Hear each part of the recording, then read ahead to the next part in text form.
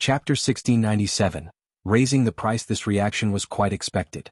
Xiao Yunduan lacked experience and felt lost when faced with significant matters. If he didn't seek help, who else would he turn to? With spring plowing approaching, this was the opportune moment.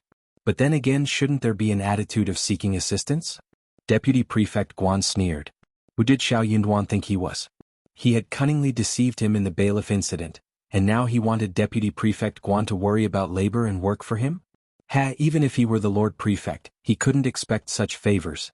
The plan was to make Xiao Yunduan panic, leave him helpless, and then showcase Deputy Prefect Guan's capabilities, making it clear who Xiao Yunduan should rely on in An's province. Moreover, the bailiff incident had inflicted significant losses, causing him to lose face. He needed someone to compensate for it, and Lord Xiao seemed wealthy. Therefore, Deputy Prefect Guan politely declined. Through the housekeeper, he conveyed his message with utmost courtesy. Due to his injury and ongoing recovery, he had no choice but to trouble Lord Xiao temporarily. He assured Xiao Yunduan not to worry, promising to share the burden once he recovered. Maintaining a composed expression, Xiao Yunduan calmly accepted Deputy Prefect Guan's response, advising him to prioritize recovery. Regarding the errand, Deputy Prefect Guan could attend to it once he regained his health. As a gesture of gratitude, Xiao Yunduan instructed Xianxia to prepare a gift for Deputy Prefect Guan. Deputy Prefect Guan felt even more satisfied with himself. What did Lord Xiao's actions signify? It seemed like he was bowing down to Deputy Prefect Guan. It appeared he had made the right move. Deputy Prefect Guan settled into a sense of assurance, deciding to ignore Xiao Yunduan for a few more days. Favors, in his perspective, were best bestowed upon someone when they were at their most vulnerable and helpless. It made the assistance seem all the more valuable. A concept akin to saving people from fire and water. This approach ensured that the other party would remember the gratitude, unable to deny it even if they wished to. As for Xiao Yunduan's plans, Deputy Prefect Guan remained in the dark. Xiao Yunduan was accustomed to orchestrating events, offering Deputy Prefect Guan an opportunity by extending the ladder. If Deputy Prefect Guan had learned from the bailiff incident, he would have seized the chance and followed suit. He could then showcase his capabilities to Xiao Yunduan. A sensible person would have taken the initiative to handle the spring planting responsibility without further prompting. However, Deputy Prefect Guan had different intentions. Mrs. Guan's grievances had inflated his sense of importance. He hoped to witness Xiao Yunduan's failure, swooping in as the savior to resolve the issue.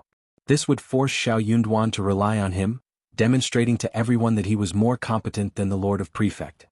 He yearned for everyone to acknowledge that he still held authority in An's province. Unaware that his resistance could still be won over by Xiao Yunduan's tact, Deputy Prefect Guan remained stubborn. Xiao Yunduan comprehended his mindset. If Deputy Prefect Guan chose to be obstinate, Xiao Yunduan saw no reason to be accommodating. He had done what was required. If Deputy Prefect Guan failed to appreciate it, there would be no second chance. Xiao Yunduan gathered the scribes for a discussion, contemplating his next moves. Chapter 1698. This is a lot of bad accounts. The scribes were either silent, spoke in seemingly logical but empty words, or excessively flattered the Lord of the Prefect, attributing wisdom and divine insight to him. They all hung onto the Lord's every word. Upon re-examining the state treasury booklet, Xiao Yunduan discovered the absence of seeds. This implied that he would need to spend money to purchase them from the three families this spring. While the three families had verbally agreed to supply seeds to the government at market prices, there were no contractual instructions that could serve as evidence. This lack of formal agreements highlighted the considerable influence of the three families in An's province, as well as the former prefect's indifference towards this matter. The account book presented an even grimmer picture. Not only was there no money recorded, but it was also evident that significant debts were owed to the three major family clans and two additional family clans. As Xiao Yunduan perused the list, he found detailed entries of various expenses: building bridges, paving roads, digging canals, aiding victims, and post-flood reconstruction. Yet, these matters were virtually impossible to investigate or scrutinize. In essence, it amounted to bad debt, an accumulation of chaos left behind by the previous prefects. After years of unchecked growth, the total debt had ballooned to over 700,000 taels of silver. While this might be a trivial sum in the prosperous state capital of Jiangnan, it loomed as an insurmountable burden for An's province. The few influential families wielded unchecked power in An's province. Over 700,000 taels, Even if his wife could amass such wealth, she had only earned slightly more than 1,000,000 taels. Xiao Yunduan's expression darkened as he scrutinized the account book. Had it not been for the considerable financial resources at his disposal, nearly matching those of his wife, he wouldn't have felt the need for immediate caution. The mere sight of this account book was enough to induce a headache. Against the formidable backdrop of the three great clans, he found himself incapable of taking a firm stance. It seemed utterly unreasonable to confront someone after accumulating debts. As the lord of the prefect, any attempt to assert authority, credibility, or character was rendered futile. Observing this, the scribes exchanged subtle glances, remaining as impassive as mountains. They had grown accustomed to witnessing such expressions from the prefects. The outcome was inevitably euro, they would all bow before the three families. The spring plowing couldn't be delayed. Quick preparation and transportation of seeds to various towns were imperative. Villagers from different areas would present their land deeds and purchase seeds according to their land measurements. Government-bought seeds were not only of high quality with excellent germination rates, but they were also reasonably priced. Prioritizing the people's livelihood had always been a focus of Great Qin. Local officials dared not tamper with the distribution of spring and autumn seeds, as any discovery would lead to expulsion and a 3-generation ban on entering officialdom for their descendants. Therefore, the majority of farmers opted to purchase seeds from the government, leading to an extensive demand. Unfortunately, An's province's warehouse was entirely devoid of seeds. Facing this dire situation, Xiao Yunduan, despite being prepared for it, couldn't contain his fury. This discussion naturally ended without reaching any conclusive decision, as none were willing to voice their thoughts openly. Chapter 1699, not like before, only one scribe sneered, apart from seeking help from the three great families like in the past, there's no other way. This matter can't be delayed anymore. These seeds must be transferred into the warehouse promptly and distributed to the towns as soon as possible. If we delay any longer, it will be too late. Xiao Yunduan cast a glance at the scribe named Jia Heming and smiled. If that is the case, then you can make a trip to the three big families. Ask them when they will be able to come and ask them to hurry up. Everyone, Jia Heming burst into laughter. Lord, you might not know the local customs, but it's useless for me to go. You have to go personally. That is impossible. Xiao Yunduan raised his eyebrows. I am the prefect, I should not be involved in such matters. The others wore strange smiles as they silently mocked Lord Xiao. He was still too young and ignorant of the three big families' influence. If he insisted on preserving his dignity in front of them, he was bound to face hardships. Young people indeed displayed courage and boldness. Yet, they often needed to learn how to navigate challenges when at a disadvantage. Another person reveled in Jia Heming's predicament. This individual had always been self-righteous and condescending. Well, now he had stirred up trouble for himself. He deserved it. Jia Heming exchanged glances with Xiao Yunduan and refrained from arguing further. He nodded.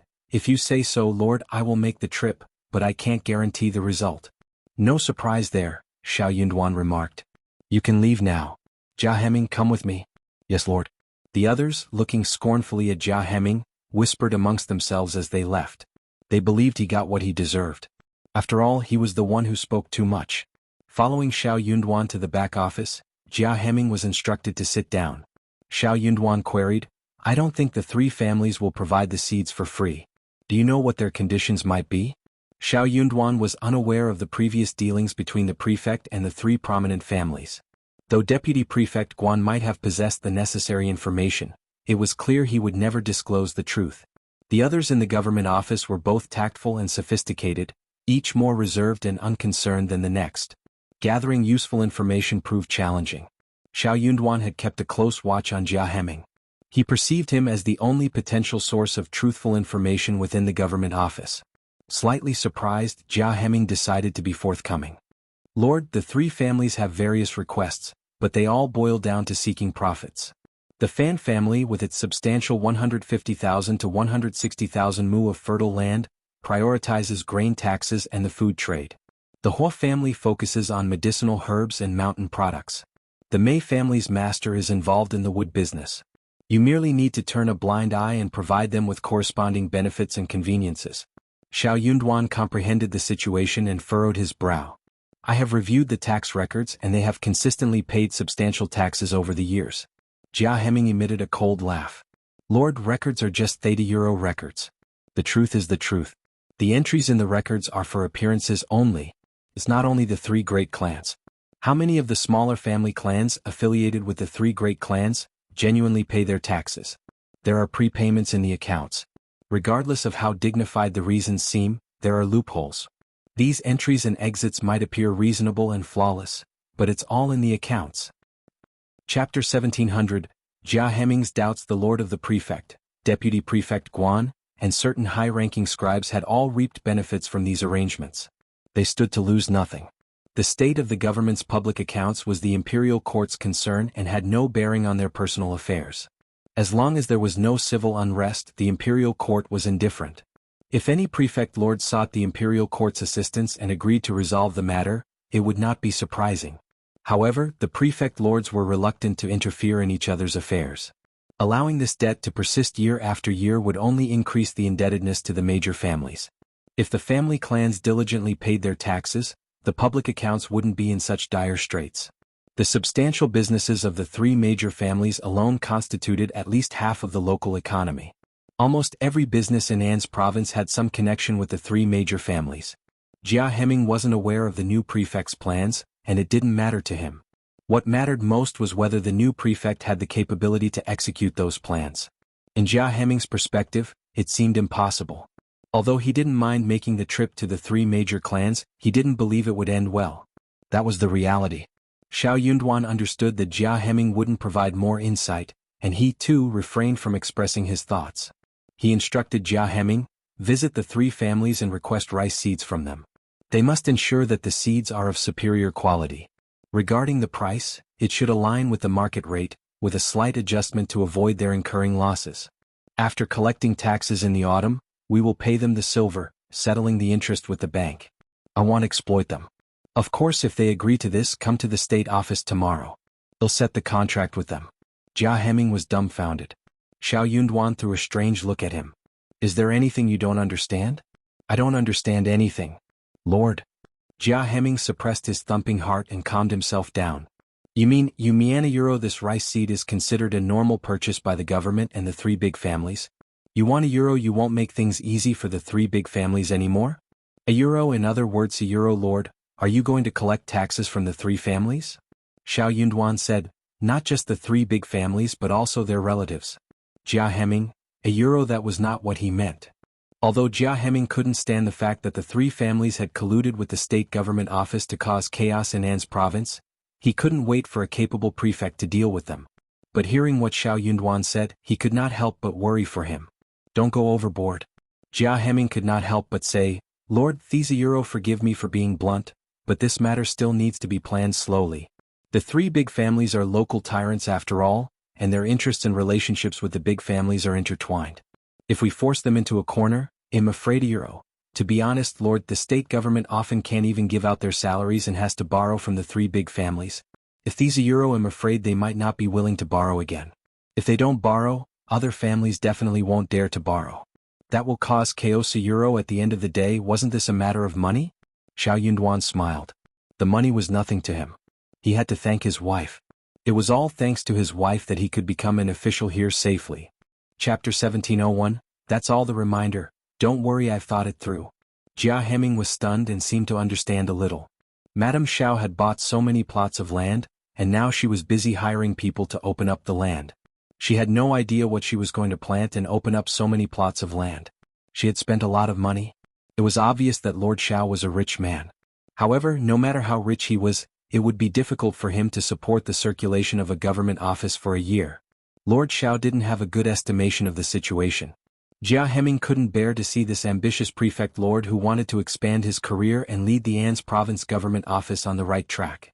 He couldn't help but remind him. In the end, he said vaguely, there's one more thing.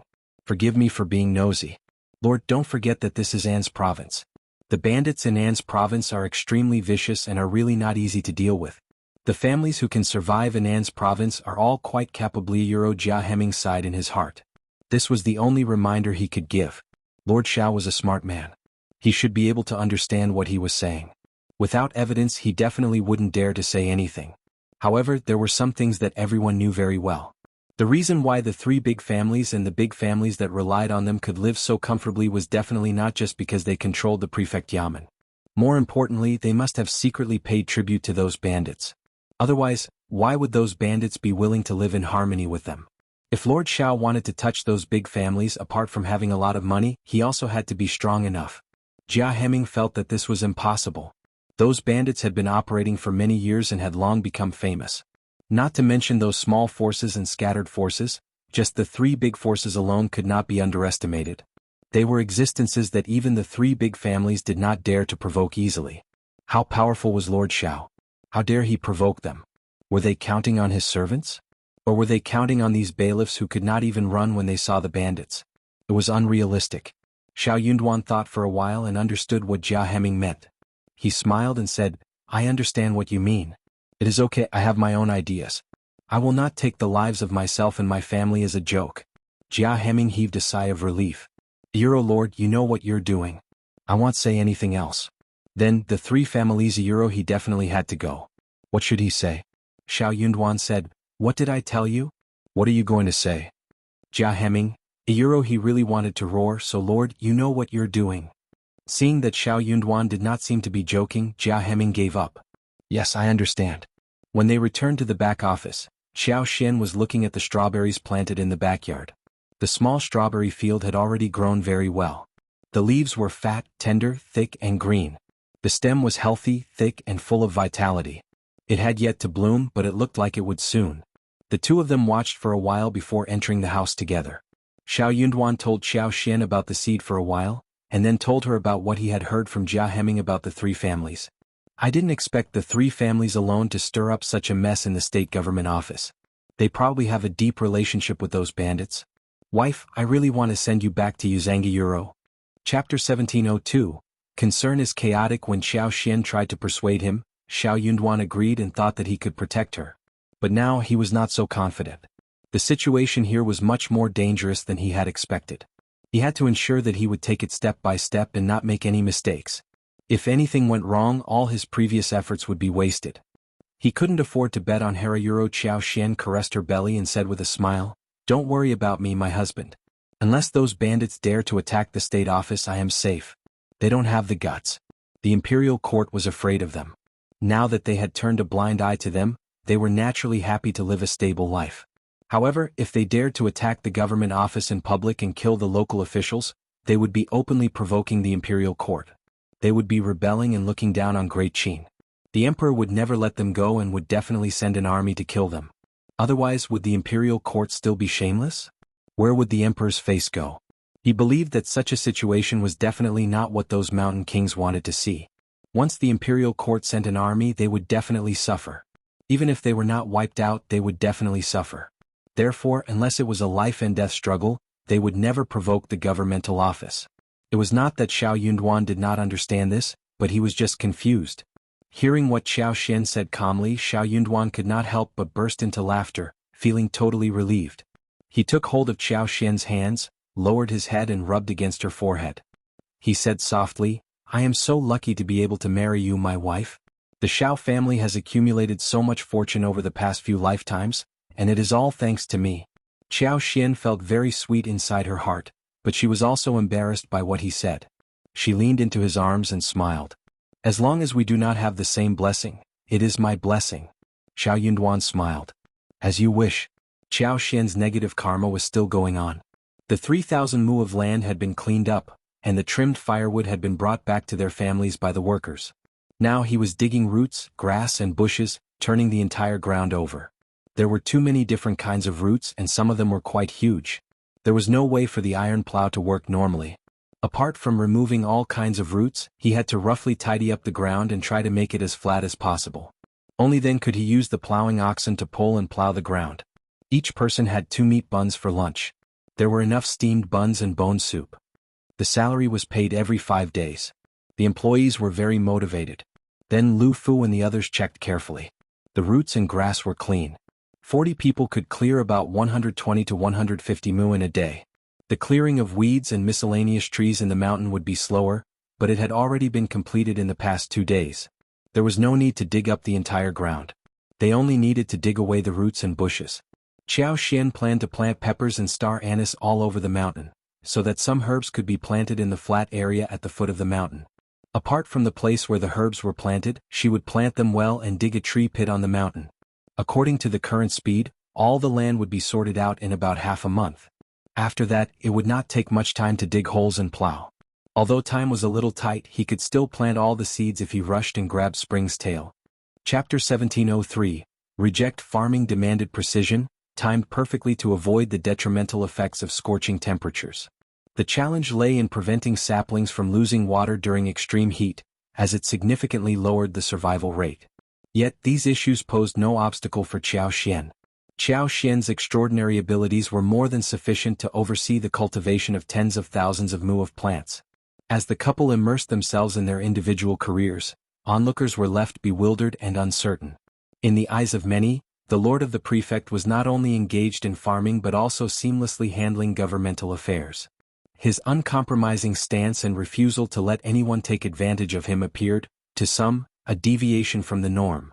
Jianghu approached the three prominent families, seeking their agreement to supply rice seeds based on Xianxuan's conditions. However, none were willing to comply. Even the more amiable ones, like the Hua family, attempted to probe but soon realized the lord of the prefect's unyielding nature. They cited numerous domestic responsibilities and claimed a lack of surplus rice seeds, expressing regret for being unable to assist. Old Lady Fan of the Fan family went a step further, openly berating Jianghu and severing ties with him. The Mei family adopted a similarly cold stance, rejecting the proposal outright. Jianghu tirelessly shuttled between Xianxia and the three major families, engaging in several rounds of negotiations that ultimately ended on sour terms.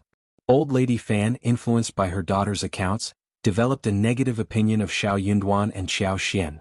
In response, she instructed her eldest son to reach out to the other two families. The trio convened at the Fan family residence to devise countermeasures. Old Lady Fan's face displayed contempt and mockery. It appears our lord of the prefect state is obsessed with wealth. He has set his sights on us, how amusing.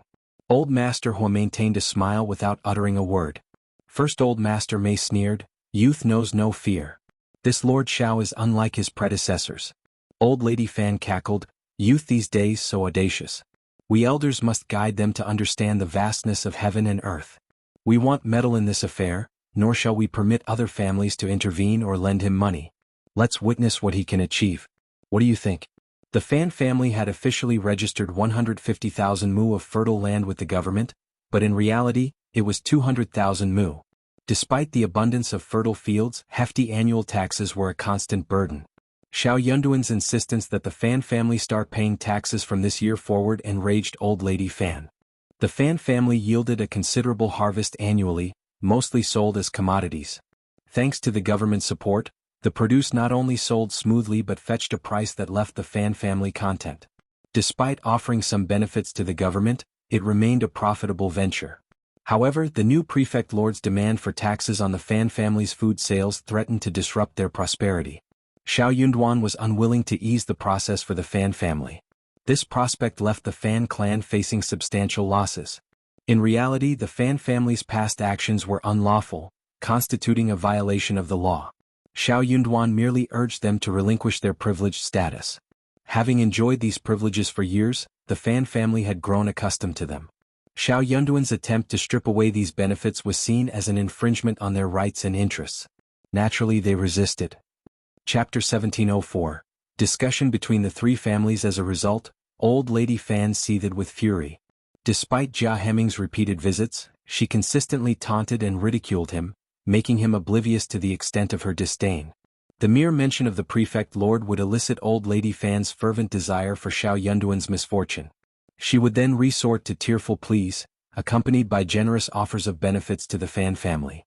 During such moments, she found some satisfaction in venting her anger. Upon hearing Old Lady Fan's sentiments, Old Master Mei displayed contentment and nodded. Let's proceed with that plan. Old Master Hua chuckled, adding, since you've made up your mind, I naturally can't lag behind. In response, Old Lady Fan snorted and rolled her eyes at him. She harbored a strong dislike for the cunning and selfish old man from the Hua family, who always prioritized personal gain. Despite being astute, he never took a step forward, always hiding behind others. Regardless, the Fan family with its strength held no fear. Now that the decision's made, let's stand by our word. Everyone go back and inform your families, relatives and friends. Old Master Mei and Old Master Hua nodded in agreement. Suddenly, Old Lady Fan's tone shifted and she remarked, "The government still owes us a considerable sum of money, not to mention the interest. What's your stance on reclaiming it?" Old Master Hua and Old Master Mei's hearts skipped a beat at this unexpected turn. They thought to themselves, how ruthless. When it came to being relentless, vengeful, and unyielding, no one dared to challenge Old Lady Fan for the top spot.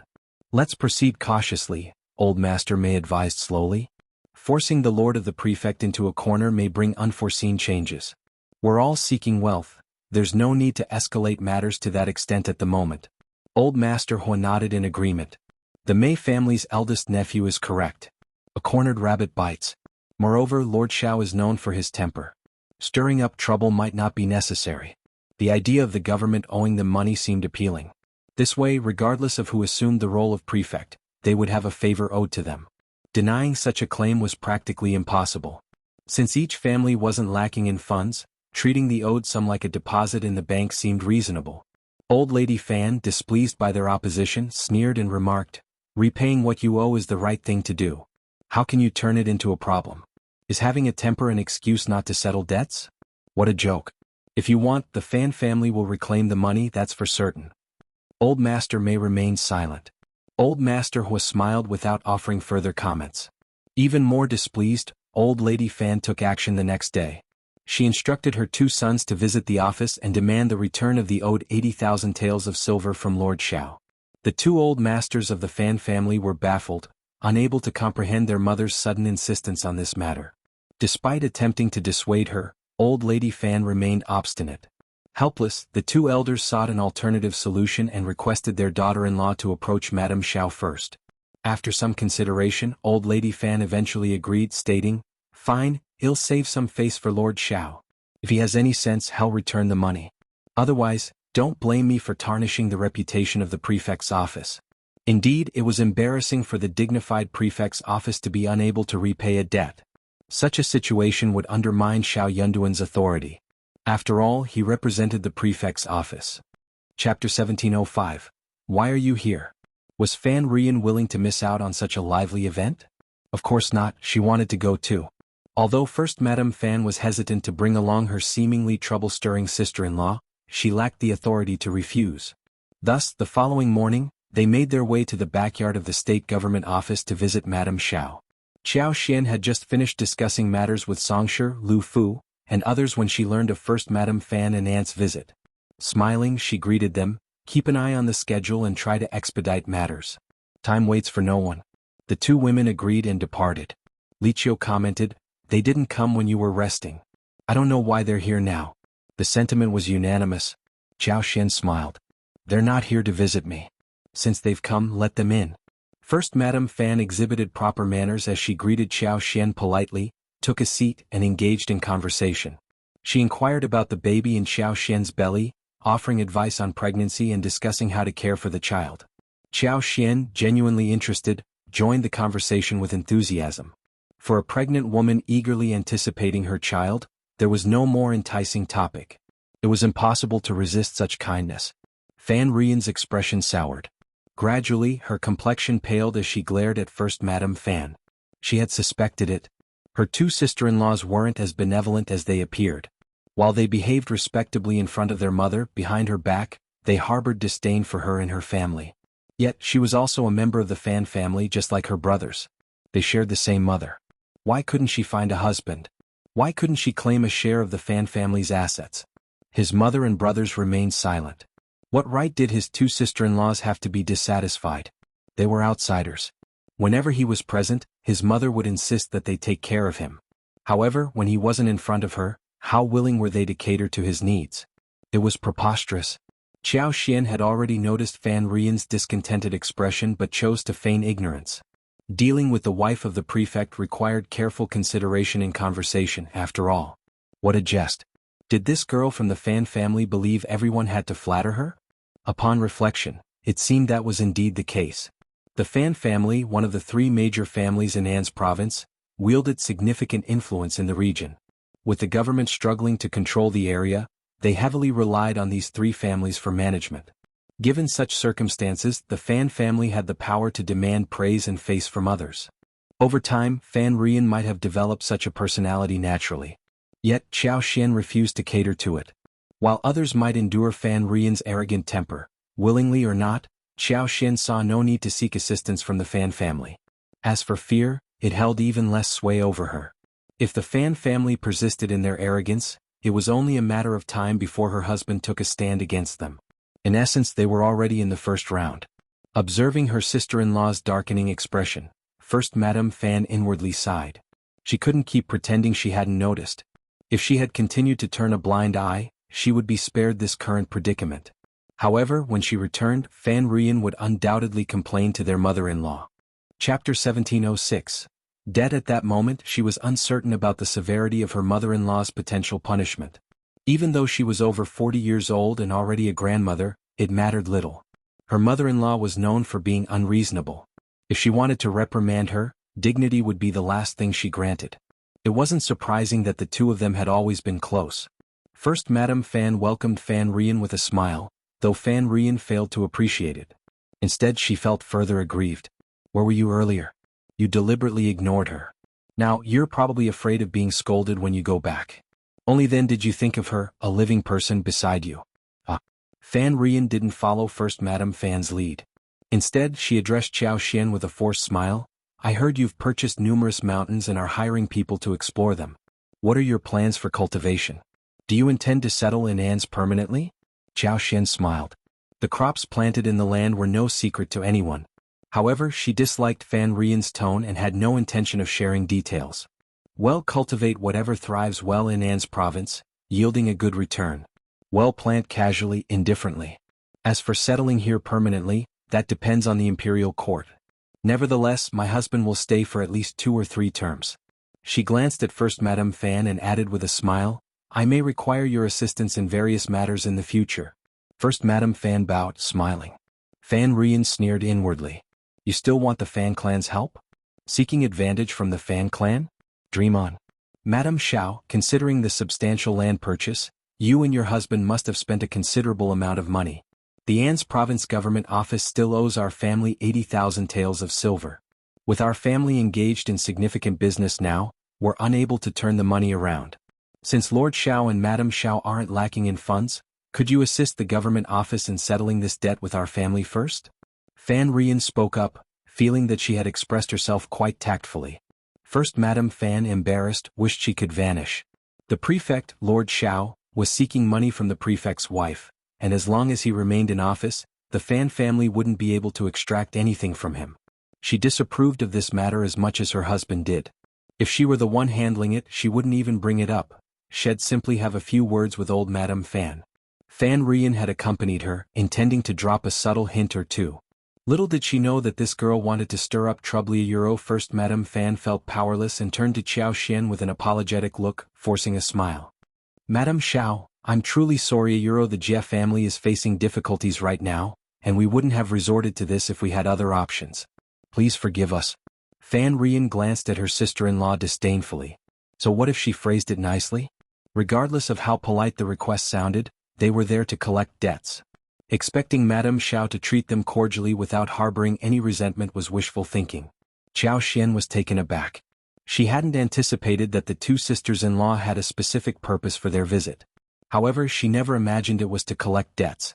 From her husband, she had heard about the disorderly state of the official accounts, with substantial debts owed to local prominent families. Hence, owing money to the Fan family wasn't surprising. Chapter 1707. Giving it to her, the sum of 80,000 taels of silver was undeniably substantial. Had it not been for Xiao Yunduan and Xiao Xian, no one else could have procured such a significant amount for the prefect. It raised a dilemma. How could this prefect maintain any dignity and confidence in front of these affluent families? It was no wonder each prefect's tenure was short-lived. Beyond the threats posed by bandits and outlaws, the influence of these powerful families might also play a role. If these prominent families were covertly connected to the bandits and outlaws, each prefect would likely seethe with frustration yet dare not voice their grievances. What a vexing situation. Xiao Xian remained silent, and Fan Rian reveled in her satisfaction. Being the prefect's wife didn't alter the fact that money could overwhelm even a hero. Without funds, how could one hope to control the Fan family? Lord Prefect was too naive. Did they genuinely believe the Fan clan was an easy target? Fan Rian continued, Madam Xiao, we are facing our own challenges. Please understand, Madam Xiao and Lord Xiao. Zhao Xian smiled. You need not be overly polite, Madam Bai. However, 80,000 taels of silver is a substantial sum. I will need to consult with my husband. How about this, Mrs. Bai, return tomorrow and don't forget to bring the IOU. Both First Madam Fan and Fan Rian were taken aback. What did this mean? Was Madam Xiao truly planning to repay the money? Indeed, 80,000 taels of silver was a considerable amount. How could they produce it immediately? Nevertheless, having made the statement, there was no room for retraction. Fan Rian promptly agreed, wearing a smile. Zhao Xian nodded and smiled. It's a deal. First Madam Fan felt even more ashamed and uneasy.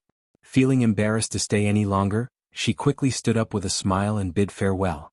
Zhao Xian didn't prolong the encounter and arranged for someone to escort them out. Upon Xiao Yunduan's return, Zhao Xian shared the encounter with a smile. Husband, it appears the three families have no intention of cooperating with you. Xiao Yunduan had been planning to revoke their privileges when the Fan family voiced their objection, and the other two families followed suit. Although Xiao Yunduan anticipated this development, he didn't expect it to unfold so swiftly. It seems we can't rely on them for the seeds. The Fan family has made their stance clear, and the others are likely to follow suit. I've implicated you again. Zhao Xian smiled. It's not a big deal. I have the IOU, and am not accepting the money for free. With the taxes due this year, they'll be repaid. Xiao Yunduan smiled and embraced her. Of course. Even so, without Zhao Xian he wouldn't have managed it. If all the prominent families joined forces, the cost would exceed 600,000 taels of silver. Where could an ordinary prefect lord procure such a sum? After discussing for a while, Xiao Yunduan voiced his concern. The money is one thing, but I'm worried they might take other actions. My wife, don't go out so easily and keep an eye on Xianxia and the others. Xiao Yunduan wasn't overly concerned about Xianxia and the land reclamation. The three big families were more likely to target him or his wife rather than the servants. What use was there in targeting servants? They wouldn't expect him to retaliate over a few servants. They wouldn't dare to touch the wasteland since they had their own fields. Their audacity to meddle here stemmed from the belief that consequences wouldn't follow. If they did provoke a reaction, they would be at a disadvantage. After all, their fields were superior and more numerous. Chapter 1708. Feeling slapped in the face, what they desired now was for Xiao Yunduan to concede defeat and lower his head. If the three big families continued to act unchecked in An's province, they would solely target him and his wife. Hearing his concerns, Zhao Xian grew a bit anxious. She repeatedly reminded him to be cautious when going out. Xiao Yunduan, caught between laughter and tears, reassured her, fearing she wouldn't be able to tend to the baby in peace.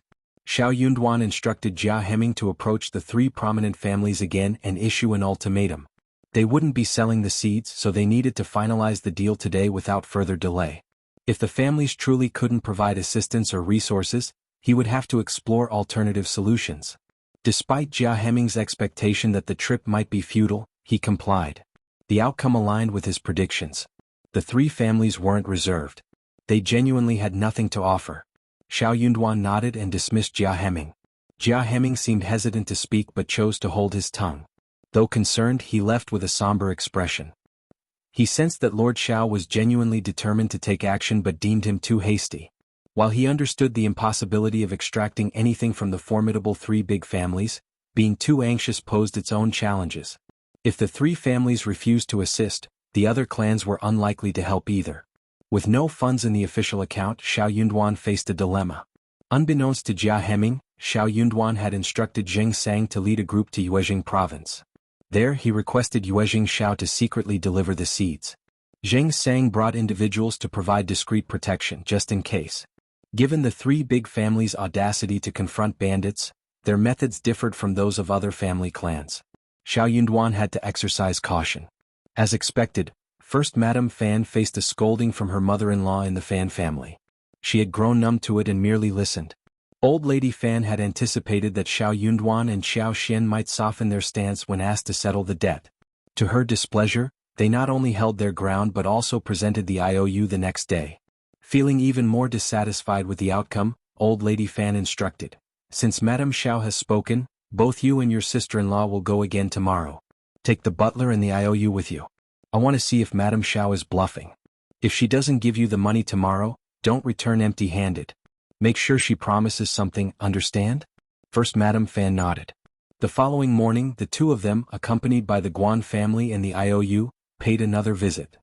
Upon seeing them, Xiao Xian greeted, "Welcome." Without a word, she had someone verify the authenticity of the IOU and gladly handed over the banknotes. There were a total of 8 cards, each worth 10,000 taels. As she held the banknotes, Fan Rian remained in a daze. Is this it? They received the banknotes just like that? Madame Xiao didn't even plead with the Fan family? Regardless of Fan Rian's thoughts, she could only return with the banknotes. Despite successfully securing the repayment, Fan Rian found herself surprisingly dissatisfied. Old Lady Fan shared the sentiment, feeling as though she had been slapped in the face. She believed that other families might be ridiculing her behind her back, especially the old man from the Hua family. Old Lady Fan promptly dispatched someone to seek out the other 3 smaller family clans holding the promissory note. Their mission was to collect the debt at the designated location from the government office. Chapter 1709. Stifled. If the Hua family and the Mei family refused, Old Lady Fan wouldn't summon them. However, the other families were holding nearly 200,000 taels in IOUs. Since Madame Xiao had seemingly slapped her own face, Old Lady Fan felt compelled to retaliate. They doubted they would actually receive payment this time. 2 families secretly rejected Xiao Yunduan's request but didn't dare to refuse openly. Every family knew Old Lady Fan's temperament. If they dared to decline, they risked earning her enmity, making their future interactions challenging. They might as well collectively voice their grievances to the government to reclaim the money. Xiao Xian, unwilling to ask Xiao Yunduan for the promissory note, left the other party bewildered.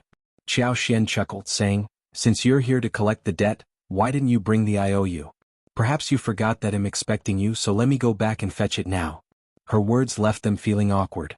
Uncertain whether Xiao Xian intended to genuinely repay the money or not, they found themselves cornered and unable to back down.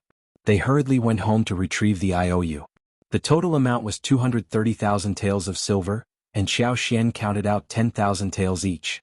There were 23 banknotes, neatly arranged. The few debt collectors were stunned. Holding the banknotes they felt no joy.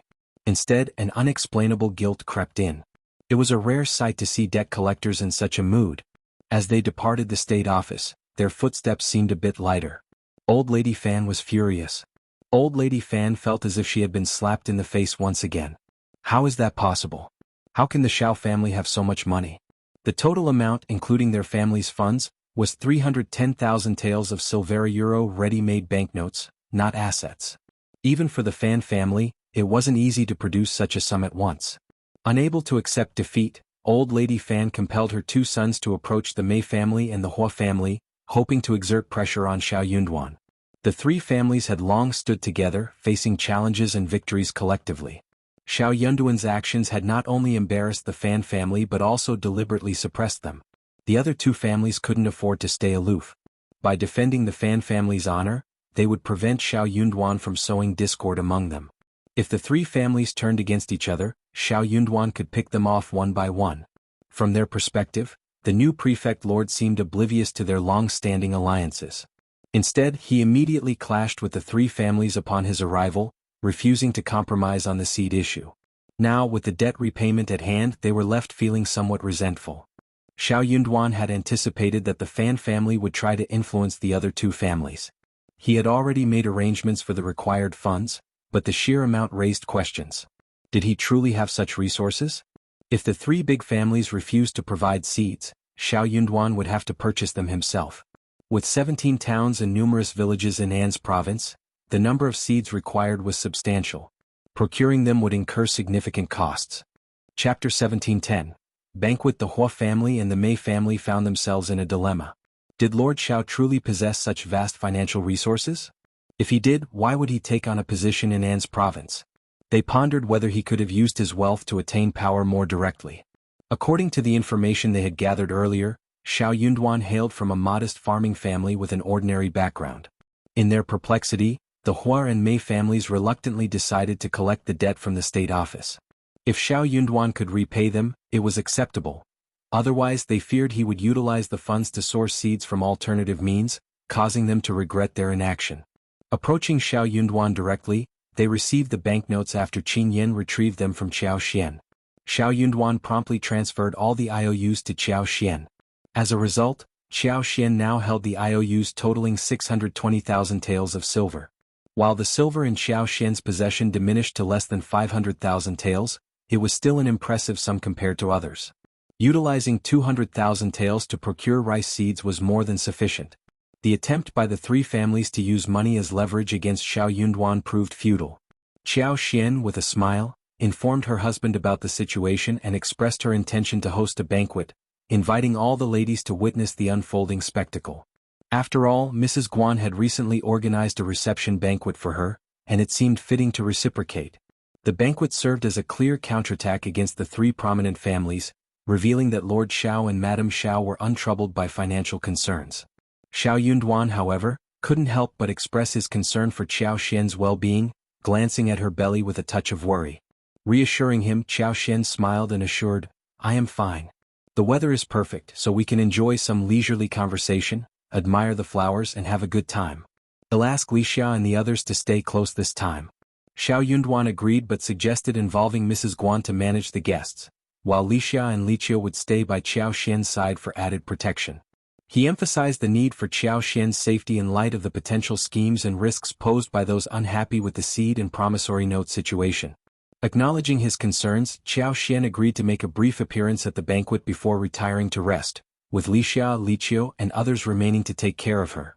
Mrs. Guan, though not entirely willing, had little choice but to accept the responsibility.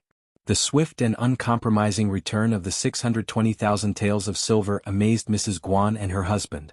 Qiao Xian's calm and unquestionable handling of such a large sum left them astonished and made them think twice about crossing her.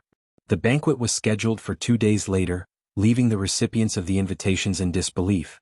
The upcoming event promised to be a spectacle, especially considering old lady fans' inevitable reaction to the situation. Chapter 1711. Furious, she was the one who started the debt. She wanted to suppress Lord Xiao and force him to give in. Unexpectedly, Lord Xiao returned the 620,000 taels of silver without any hesitation. This round, old lady fan lost. Others lost too, but she was the leader. Madame Xiao found it interesting as well. She set up a banquet and invited everyone to enjoy the flowers and watch the show. This was clearly continuing to challenge the Fan clan and the three great clans. So what if he had returned 620,000 taels of silver? He was still in a good mood to admire the flowers and listen to the show. After the Fan family received the invitation, old lady Fan was so angry that she almost couldn't breathe. She scolded, "You're going too far. Wasn't this going too far?" Everyone was smart enough to know what Qiao Xian was trying to do by inviting guests at this time. It seems that Lord Xiao and Madame Xiao have made up their minds to go against us. Good. I've seen how ignorant they are today. As smug as they are, money isn't enough in An's province. Old lady Fan was in a fit of pique. She had planned to not let the Fan family attend this banquet, but she also wanted to give it to the families who were close to her. She also wanted to tell the Mei family and the Huo family. First Old Master Fan and second Old Master Fan had a headache. This won't do. This was equivalent to going against Lord Xiao and Madame Xiao. By then, Lord Xiao and Madame Xiao wouldn't let the Fan family off easily, even if it was for the sake of their reputation. Although the Fan family was one of the three big families in An's province, it would cause a lot of trouble if Lord Xiao targeted them. At that time, the Huo family and the Mei family would be left far behind. There might even be other families trying to replace them. But if he explained it to old lady Fan like this, it would definitely not make sense. She would not listen. Because she was very confident in her family. First Old Master Fan and his brother had no choice but to tell her that they had to attend the banquet. If they didn't, others would think that the Fan family was afraid of Lord Xiao. Old lady Fan felt that it was true. Why not? She had to go. And she had to go in a glamorous manner. The banquet was held as scheduled. This time, the banquet was even more lively and crowded than the reception banquet. Qiao Xian was showing off, of course, the more the merrier. Furthermore, she had indeed invited more people to see if there was anyone she could befriend and support. How could it be said that all the local family clans, big and small, were convinced of the three big families and did not have any other thoughts? Qiao Xian was of a higher status than everyone else, so she did not need to greet them personally. Instead, the ladies who came to visit her had to greet her one by one. It saved her a lot of trouble in the province. Seeing this, Mrs. Guan felt very frustrated. If Lord Xiao managed to solve the problem of the seed, more than half of the scribes in office would side with him. It would be meaningless for his old master to pretend to be sick. But now that things had come to this, her old master was caught between a rock and a hard place. She could only hope that Lord Xiao wouldn't be able to solve this problem. When his old master took action to solve the problem, his old master would have the final say in the government office. Compared to the reception banquet last time, the ladies were much more polite to Xianxia this time. Chapter 17:12. The more at this time, the more the Fan family cares about this. After all, not many people could take out 620,000 taels of silver without blinking.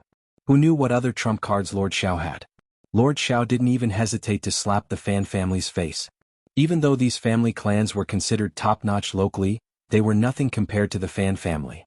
In Lord Xiao's eyes it was nothing. In addition, the Fan family had always been domineering.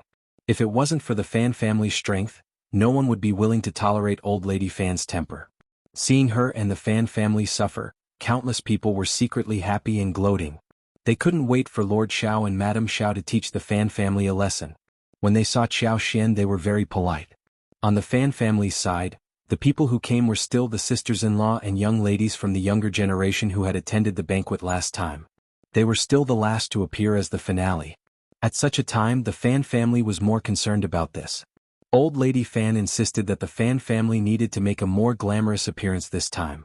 As a result, the 3 madams and 3 young ladies of the Fan family arrived at the banquet dressed in exquisite finery. Their vibrant choice of bright satin garments, adorned with intricate gold and silver embroidery, drew attention. The colors ranged from vivid purple to striking orange red, while the 3 young ladies opted for shades of pink, rose red, and begonired. Every detail, including cuffs, skirts, collars, and lapels, sparkled with embedded gold and silver threads. The accessories they wore were no less opulent, featuring gems and pearls set in pure gold and emerald. The overall effect was dazzling, making the Fan family's women the center of attention as they entered the venue. The sudden quiet in the air suggested a mixture of awe and surprise at the ostentatious display. However, the atmosphere also hinted at an undercurrent of tension and uncertainty, leaving the banquet hall in a momentary hush. First, Madame Fan was so embarrassed that she wanted to disappear. She knew that she was being silly and she did not want to do that. But what could he do? Madame Lady Qiao was so stubborn that she could not even convince her 2 sons, let alone her daughter-in-law.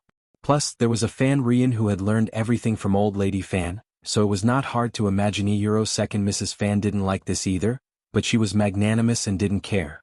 The women of the Fan family came forward to greet them, and Xiao Xian said with a smile, "First Madame Fan, second Mrs. Fan, Madame Bai, and the 3 ladies are dressed so well today." Someone covered his mouth and held back his laughter. Fan Rian subconsciously straightened her back and smiled smugly. "Since we're attending a banquet, we naturally have to dress up well. Isn't this a perfect match?" She thought to herself. "You're naturally looking forward to seeing the women of the Fan family covered in dust today. Then you're wrong. The Fan family won't be defeated so easily. Don't think that just because you can take out 600,000 taels of silver, you have the capital to be arrogant in front of the Fan family." It was still far away. Xiao Xian responded with a smile. "Well said, Madame Bai." Fan Rian giggled in response. Madame Xiao, you flatter me." First Madame Fan wished she could disappear once again. As the guests continued chatting, Xiao Xian eventually apologized and delegated the task of entertaining them to Mrs. Guan. She instructed her maids to provide a delightful meal for the guests. Citing not feeling well, she excused herself to retire. Being both pregnant and the prefect's wife, her claim of not feeling well left little room for objections. Polite expressions of concern followed her departure, and they escorted her to the door. Upon arriving in the garden, Xiao Xian noticed Qing Yan anxiously searching the surroundings. Spotting her, he visibly relaxed and quickly approached with a smile. Returning the smile, Xiao Xian spoke, "All right, I am going back now. Go and tell your lord not to worry." Chapter 17:13. Want to inquire? Kaiyue and Kaihua burst into laughter. Qing Yan, feeling embarrassed, scratched his head and hastily declared, "Old master is still waiting for my response. I'll inform him right away." With those words, he hurriedly made his way out. The laughter of Kaiyue and the others intensified. Once Xiao Xian departed, the atmosphere in the garden gained liveliness.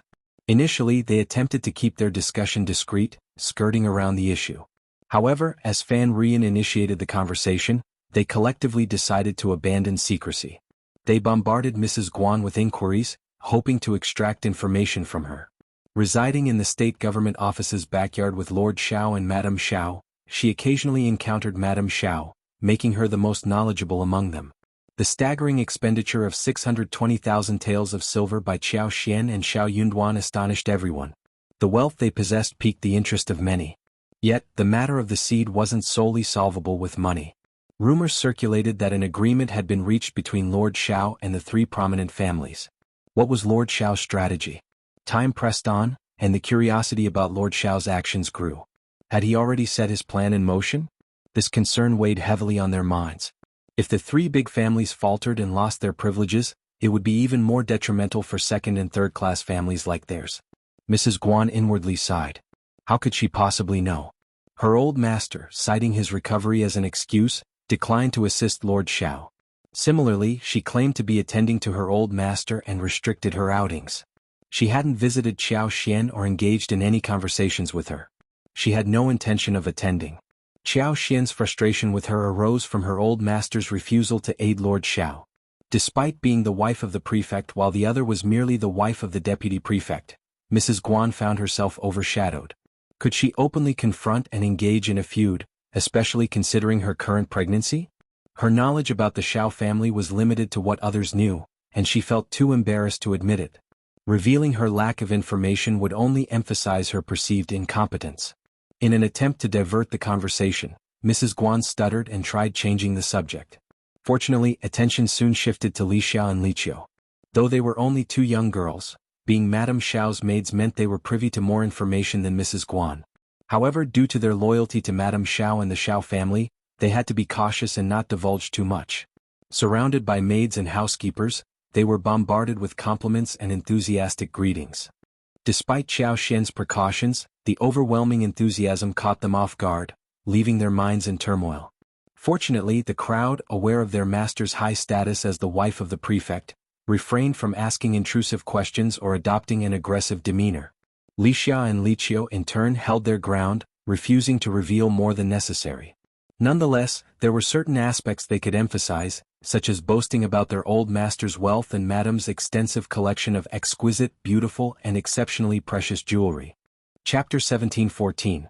Mocking. They highlighted that their old master genuinely aspired to serve as an official in this region and be a benevolent leader.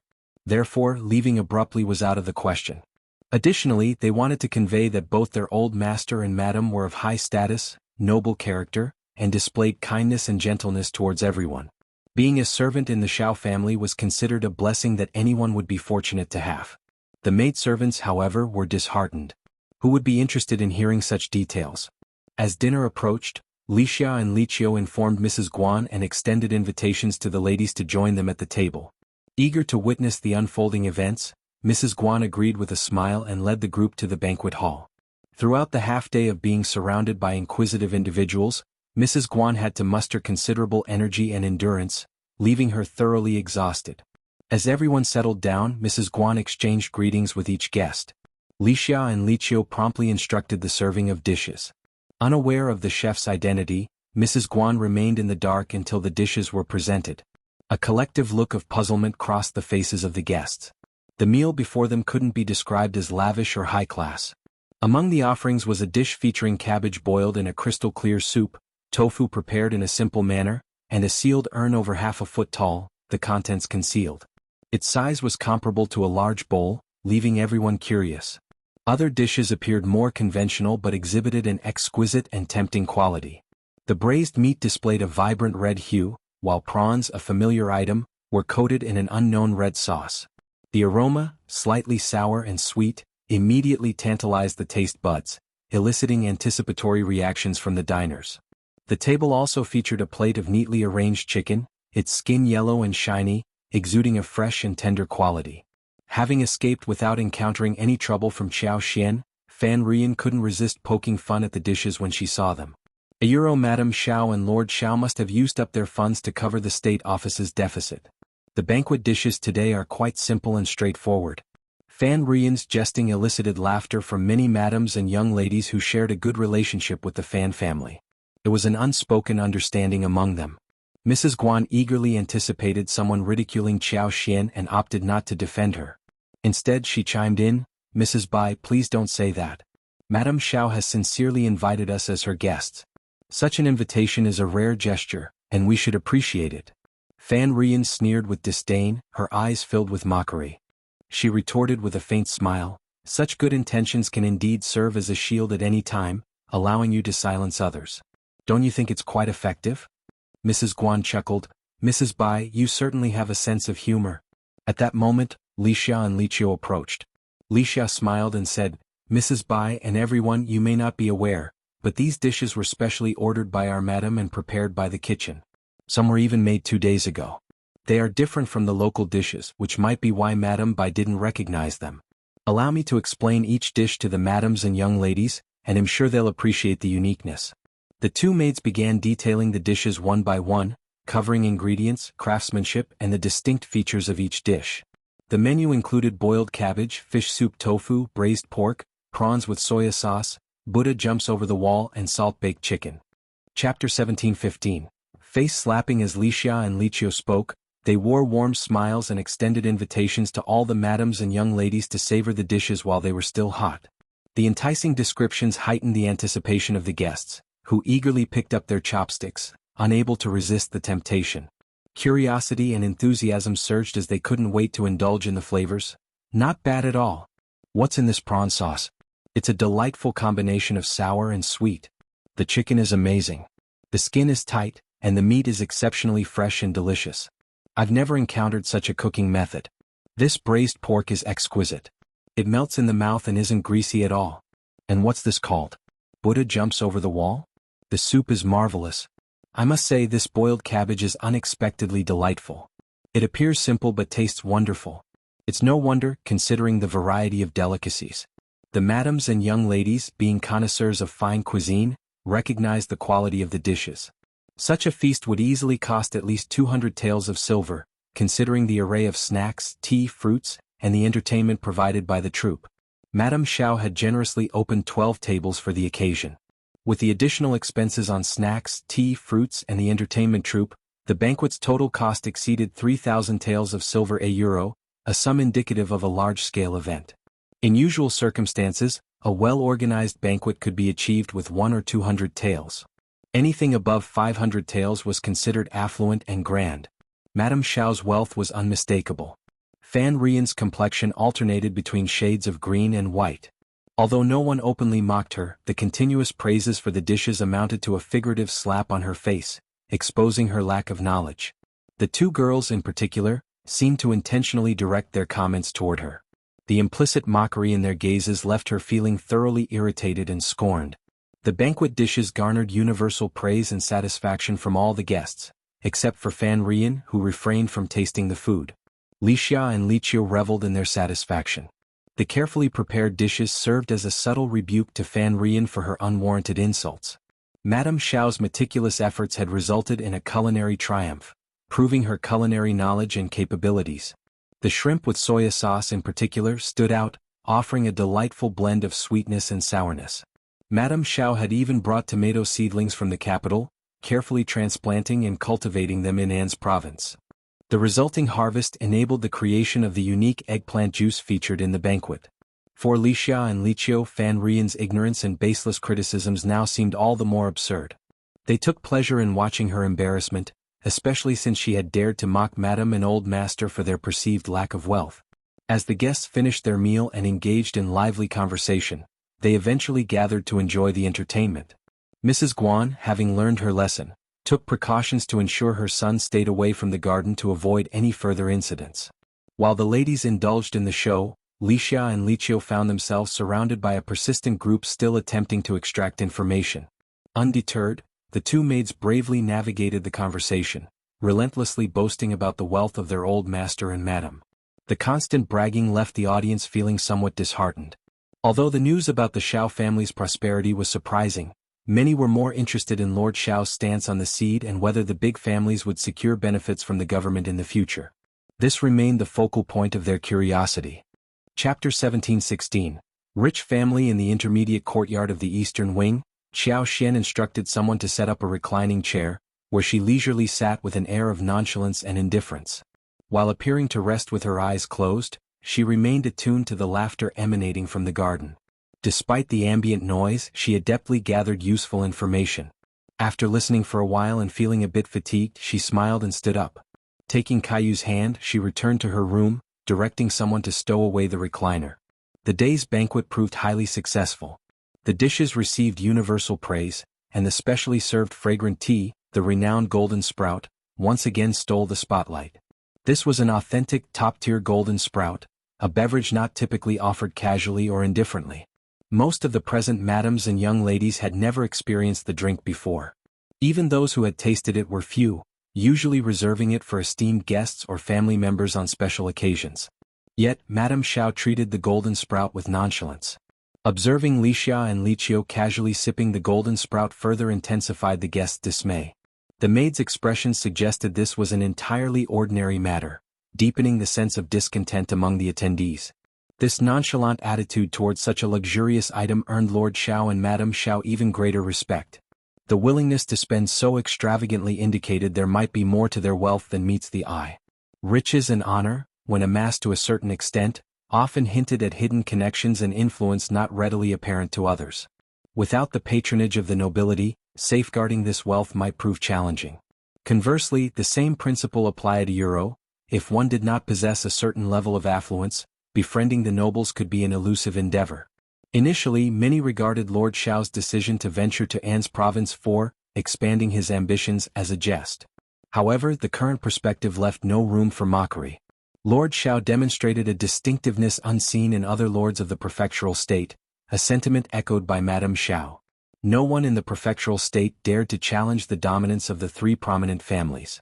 Lixia and Liqia's audacity in smilingly announcing the dish names one by one, much to the chagrin of the lady from the Fan family, indicated the need for caution in the future. It was imperative not to become cannon fodder pushed out by the three great clans, especially the arrogant and disrespectful Fan clan. Following the conclusion of the banquet, guests bid their farewells. Lixia and Liqiu escorted Xiao Xian out, and when someone suggested saying goodbye to Madame Xiao, they swiftly intervened, understanding the delicate situation. The Fan clan, arriving last, departed early, leaving Fan Rian with a pale countenance. Upon returning home, old Lady Fan inquired about the banquet. To her surprise, Fan Rian, with teary eyes, recounted feeling greatly wronged. Old Lady Fan, angered by her daughter's distress, swiftly shifted blame onto her daughters-in-law. Expressing her disappointment, she sternly rebuked their indifference to Fan Rian's plight. The scolding extended particularly harshly to the daughter-in-law over 40 and the one over 30, leaving them unable to raise their heads. Attempting to justify herself, second Mrs. Fan only invited fiercer reprimands from old Lady Fan, who was in no mood for distinctions between them. Chapter 17:17.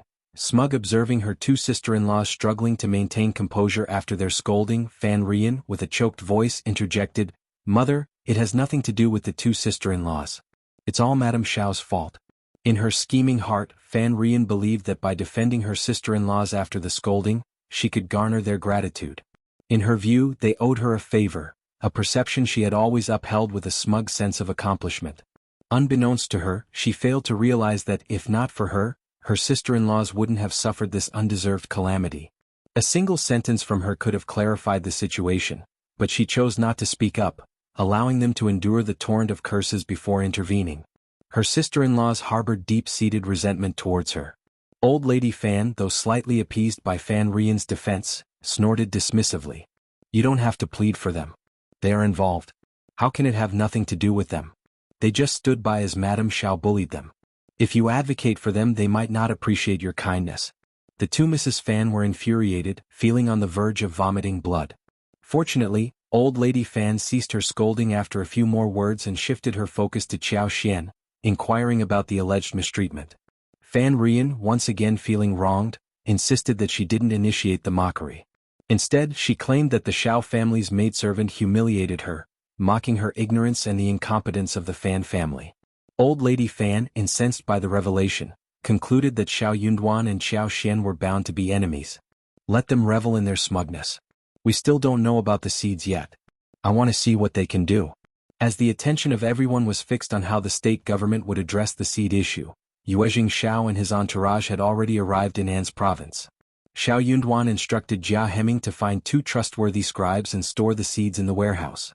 He then drafted an official document, distributing it to the towns to facilitate the planting of spring crops. Jia Heming, stunned by the sudden turn of events, took a moment to collect himself before addressing Xiao Yunduan. Lord, these Euro. Xiao Yunduan smiled. The first batch of seeds has arrived and the second and third batches will follow in a couple of days. Organize the distribution of the seeds as quickly as possible, ensuring no delay in the spring planting. Of course, Lord. Overjoyed, Jia Heming rushed out to oversee the arrangements. Returning to the east yard, Xiao Yunduan found Xianxia, who had just picked up Yuezhing Xiao from Zheng Sang's house. Upon learning about Xiao Xian's pregnancy, Yuezhing Xiao expressed his congratulations and joy. The three friends, reunited after a long separation, engaged in lively conversation, relishing the warmth of their reunion. Yuezhing Xiao conveyed greetings from his mother, the first madam, and even brought some gifts for Xiao Xian. The thought of the person who had treated her well and imparted invaluable knowledge for navigating this era warmed Xiao Xian's heart. She smiled and inquired about the well-being of the first madam, whom she missed dearly. As the evening descended, Xiao Yunduan and Xiao Xian decided to stay for dinner at the east yard of the state office. With Yuezhing Xiao's visit, they planned to enjoy each other's company for a few more days, exploring the delights of An's province together. Chapter 17-18. Done. He was particularly intrigued by the land acquired by Xiao Xian. It piqued his interest enough to warrant a closer inspection. On this occasion, his visit was solely dedicated to delivering a shipment of rice seeds. However, he planned to return in the future to supply Xiao Xian with seeds for herbs and potatoes. Over the years, through cultivation and Xiao Xian's modifications, the potato yield had surpassed the original expectations. Consequently, potatoes gained popularity in Yuzhang. Transporting sufficient seeds for Xiao Xian was no longer a challenge. Yuezhing Xiao's arrival stirred memories of the past for Xiao Xian and Xiao Yunduan, making them yearn for their home in Xiaoding village. Previously, the distance from Beijing had made such thoughts futile. However, the proximity of An's province, only 500 miles away from Yuzhang, now offered a glimmer of hope. Although the journey was arduous, it was manageable in just 2 to 3 days more than a standard trip. Despite the relative ease of returning home, Xiao Xian's pregnancy posed a hurdle. Xiao Yunduan adamantly opposed her venturing out. He consoled her, promising that once the child was born and grew, An's province would likely stabilize, allowing them to return together. Following the purchase of rice seeds, Xiao Yunduan recognized the need for careful planning to safely distribute them to the 17 towns. He harbored suspicions that the 3 prominent families wouldn't remain idle, prompting him to take precautionary measures. While the seeds discreetly entered the city without raising any alarms, their presence would be impossible to conceal once they reached the warehouse. All the families were shocked. Lord Xiao had really done it? Without relying on the 3 great clans. For a moment, many families sent servants to wander around the warehouse. Unauthorized individuals were strictly prohibited from approaching the government warehouse, a well-guarded area surrounded by a high wall. The empty 50-meter perimeter served as a buffer, dissuading anyone from approaching without cause. Nevertheless, resourceful families found their own ways to navigate restrictions. While forbidden from direct access, they could linger at the edge, engaging in conversations with the bailiffs on duty. Convinced that the seeds originated from Lord Xiao, they anticipated the arrival of subsequent batches in the coming days. That evening, the 3 great clans convened at the Fan clan for a discussion, and the atmosphere was tense. Old Lady Fan wore the ugliest expression, her dissatisfaction apparent. Old Master Hua, appearing gentle and smiling, concealed inner turmoil. First Old Master Mei, always stern and cold, remained unreadable, but the prevailing mood was undeniably unpleasant. Unable to contain her frustration, Old Lady Fan sneered, "Lord Xiao is quite resourceful. I never expected him to acquire such seeds. But merely placing them in the warehouse is not enough. He claims there will be second and third batches. Do any of you believe him? I don't trust him. Could this be a scam?" she added. Old Master Hua sighed, "Well, it's hard to say. Lord Xiao is not someone to be underestimated." Old Lady Fan dismissed him with a snort. "Old Man Hua, this is about bolstering others' morale while diminishing your own prestige. The solution is simple. Destroy this batch of seeds and everything will be fine." Old Master Hua and Old Master Mei exchanged frowns, contemplating whether Old Lady Fan had lost her senses. Chapter 17-19.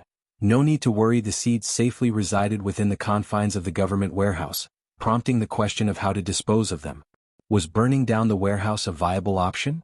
The practical challenges loomed large: bailiffs on duty, a towering wall, and the assumption that such a drastic move could be executed without repercussions.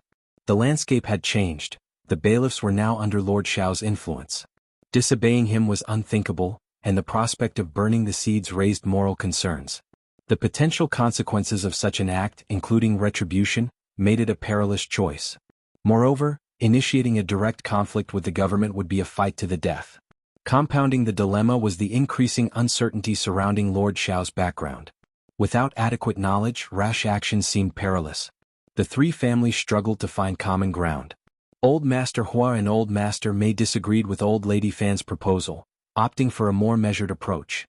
They viewed Lord Xiao as a potential ally rather than an adversary. Assuming he desired stability in An's province's business realm, a mutually respectful conversation seemed plausible. The ability to resolve the seed predicament indicated Lord Xiao's competence and willingness to engage as equals. With this perspective, both the Hua and Mei families chose restraint and patience.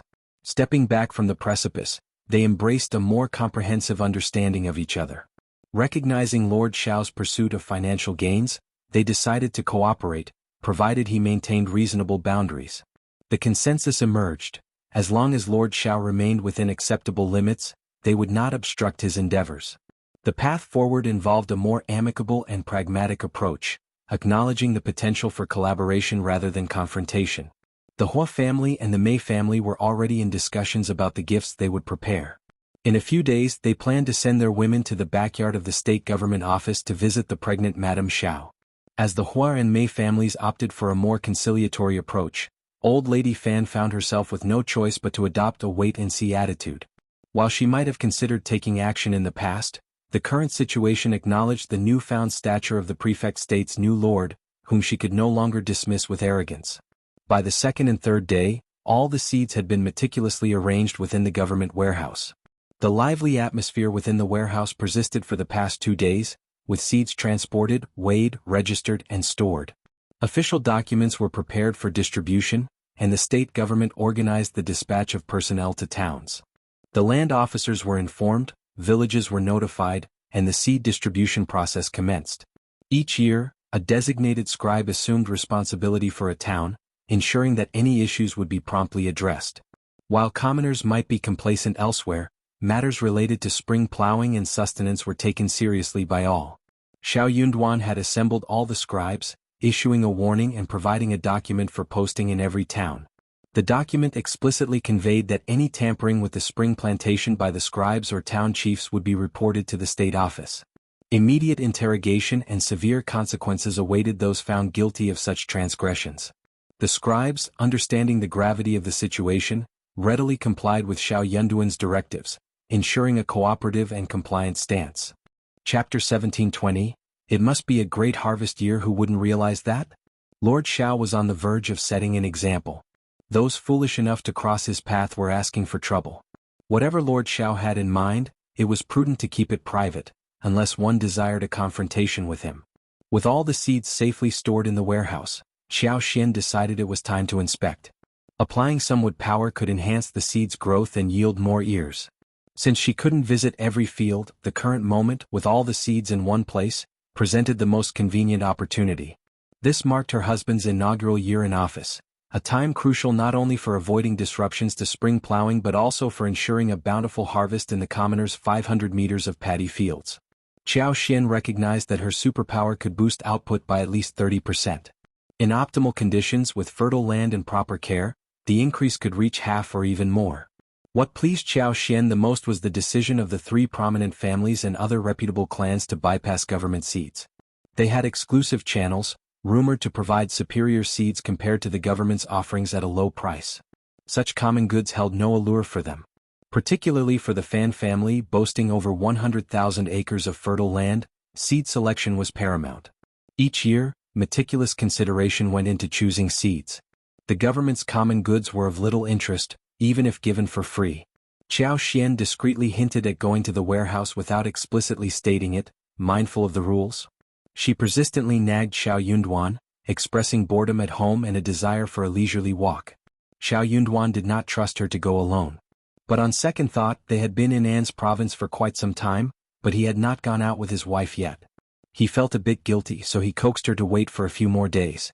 When he was done with his work, he would go out with her for a walk. Xianxia said with a smile, "Aren't you going to see the seeds at the warehouse?" "I'm going to, okay? I have never seen them before and I think that they are fresh. I will go with you so that you will not be distracted and I can relax too." Xiaoyunduan was caught between laughter and tears. "There is nothing to see in the office, why would my wife think of this? Be good, in 2 days, 3 or 4 days at most, I will keep you companion." All the seeds had already been stored in the warehouse. As the lord of the prefect, he naturally had to go over and take a look with his own eyes. This was also a sign that the local officials valued farming. "But I am just curious, I just want to take a look." Xiao Xian was here for this, so she was not going to be obedient. Xiaoyunduan could not persuade her, so he agreed. Xiao Xian accompanied Xiaoyunduan to the official warehouse in a wagon, quenching her curiosity by applying her superpower to all the seeds. An's province, expansive and sparsely populated, boasted numerous paddy fields. During her pregnancy, half of Xiao Xian's superpowers were automatically dedicated to protecting the baby, leaving her control over only half. After exerting her influence on all the seeds, she felt a wave of fatigue and her complexion turned pale. Xiaoyunduan, vigilant to her condition, was alarmed. He immediately decided not to let her linger any longer and swiftly instructed the servants to drive the carriage. Xianxia and Liqiu were tasked with ensuring her safe return. Chapter 1721. So unlucky, if you're not feeling well, get someone to call a doctor early. They'll be back soon, Xiaoyunduan advised. Xiao Xian offered a gentle smile. "Don't worry, husband. I just don't have much appetite this morning, so I'm a bit hungry now, that's all. There's tea and snacks in the wagon, so it'll be fine after some food." While Xiaoyunduan didn't completely believe her, seeing her improve slightly eased his concern. He expressed a few words of care and saw her off to the wagon. The road conditions in An's province were challenging, especially outside the main roads. Carelessness could lead to traps, and the carriage had to navigate slowly. Coincidentally, it was market day, and as they passed through the bustling market center, Xiao Xian decided to stop at a 3-story tea house. The lively street was filled with peddlers, stalls and commoners selling their wares. As the carriage was temporarily stuck due to the congestion, Xiao Xian, accompanied by Liqia, Liqiu and Kaiwei, decided to take a break at the tea house. Planning to leave when the road cleared, they ascended to the 2nd floor. To their surprise, they encountered Fan Rian and her daughter, as well as a mother and daughter from the Liao family, just as they were about to leave. Mrs. Liao greeted Xiao Xian with a smile. "Madam Xiao." Fan Rian offered a polite smile, but it held a touch of insincerity. "Madam Xiao, what a coincidence." Xiao Xian nodded and smiled. What a coincidence. Originally having little connection and even harboring secret conflicts, encountering each other by chance could have been an opportunity for a simple greeting. However, Fan Rian seemed reluctant to leave it at that. Especially with a third party present, Fan Rian always felt compelled to act, fearing Xiao Xian's judgment if she didn't. As the lady of the Fan family, she couldn't possibly be afraid of the prefect's wife. Throughout the tenure of numerous prefects' wives, the Fan family had consistently aligned with them. The more her family faced losses and humiliation, the more Fan Rian felt the need to maintain her momentum. Smiling, she remarked, "Madam Xiao, you look remarkably well and energetic today. Why did you claim to be unwell 2 days ago? And now you're out shopping. Are you underestimating us? Is that why you refused to join us at banquets?" Xiao Xian burst into laughter and exchanged a glance with Fan Rian.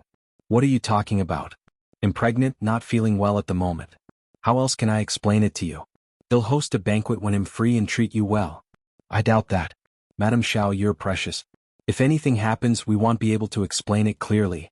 Plus, if you don't feel well again, it might be intentional." "That wouldn't sound good."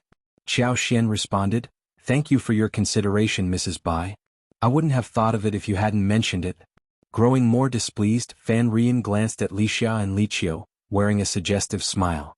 "I have a good idea. Would you like to hear it, Madam Xiao?" She continued, "Do you want to hear it?" Without waiting for Xiao Xian's response, Fan Rian suggested with a smile, "Madam Xiao, it might be inconvenient for you. Wouldn't it save you a lot of trouble if you had an assistant? I think Miss Lixia and Miss Liqiu are quite charming. They're young, beautiful, and have a good temperament. Madam Xiao, why don't you ask Lord Xiao to give you face and take them as concubines? If any issues arise in the future, you'll have someone to help you. No need to trouble an outsider like Mrs. Guan. That's a good idea, isn't it?" Chapter 1722. Disturbing so many people. Fan Rian covered her mouth, giggling as she spoke. Raising her slender eyebrows, she praised Lixia and Liqiu with a smile. Madam Xiao, you have good taste and know how to take care of people. Look at how pretty these two girls are. Whether Lord Xiao is lucky or not depends on whether you are willing to do it. Madam Xiao, you are such a virtuous woman. You must be willing to do it, right? Xiao Xian was rendered speechless. What kind of peculiar thought process was this? Everywhere she went, there seemed to be people concerned about her husband's household affairs and questioning her virtue. It was rather perplexing. Her husband didn't even have a concubine, yet he became an eyesore to so many people. Lixia and Liqiu blushed, feeling a mix of anger and embarrassment.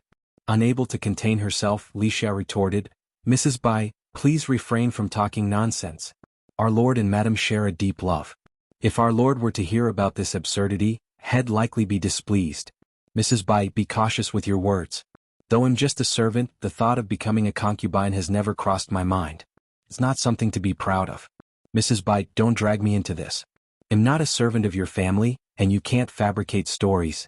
Liqiu sneered as well. Mrs. Bai, aren't you reaching too far? What's your motive for using such words to mock our madam? Or is it just your nature? Do you enjoy spreading rumors about other old masters and madams considering concubines? These words hinted that Mrs. Bai behaved like a matchmaker meddling in others' affairs. Furious and visibly trembling, Fan Rian glared at Xiao Xian, sneering, Madam Xiao, your maids are quite audacious.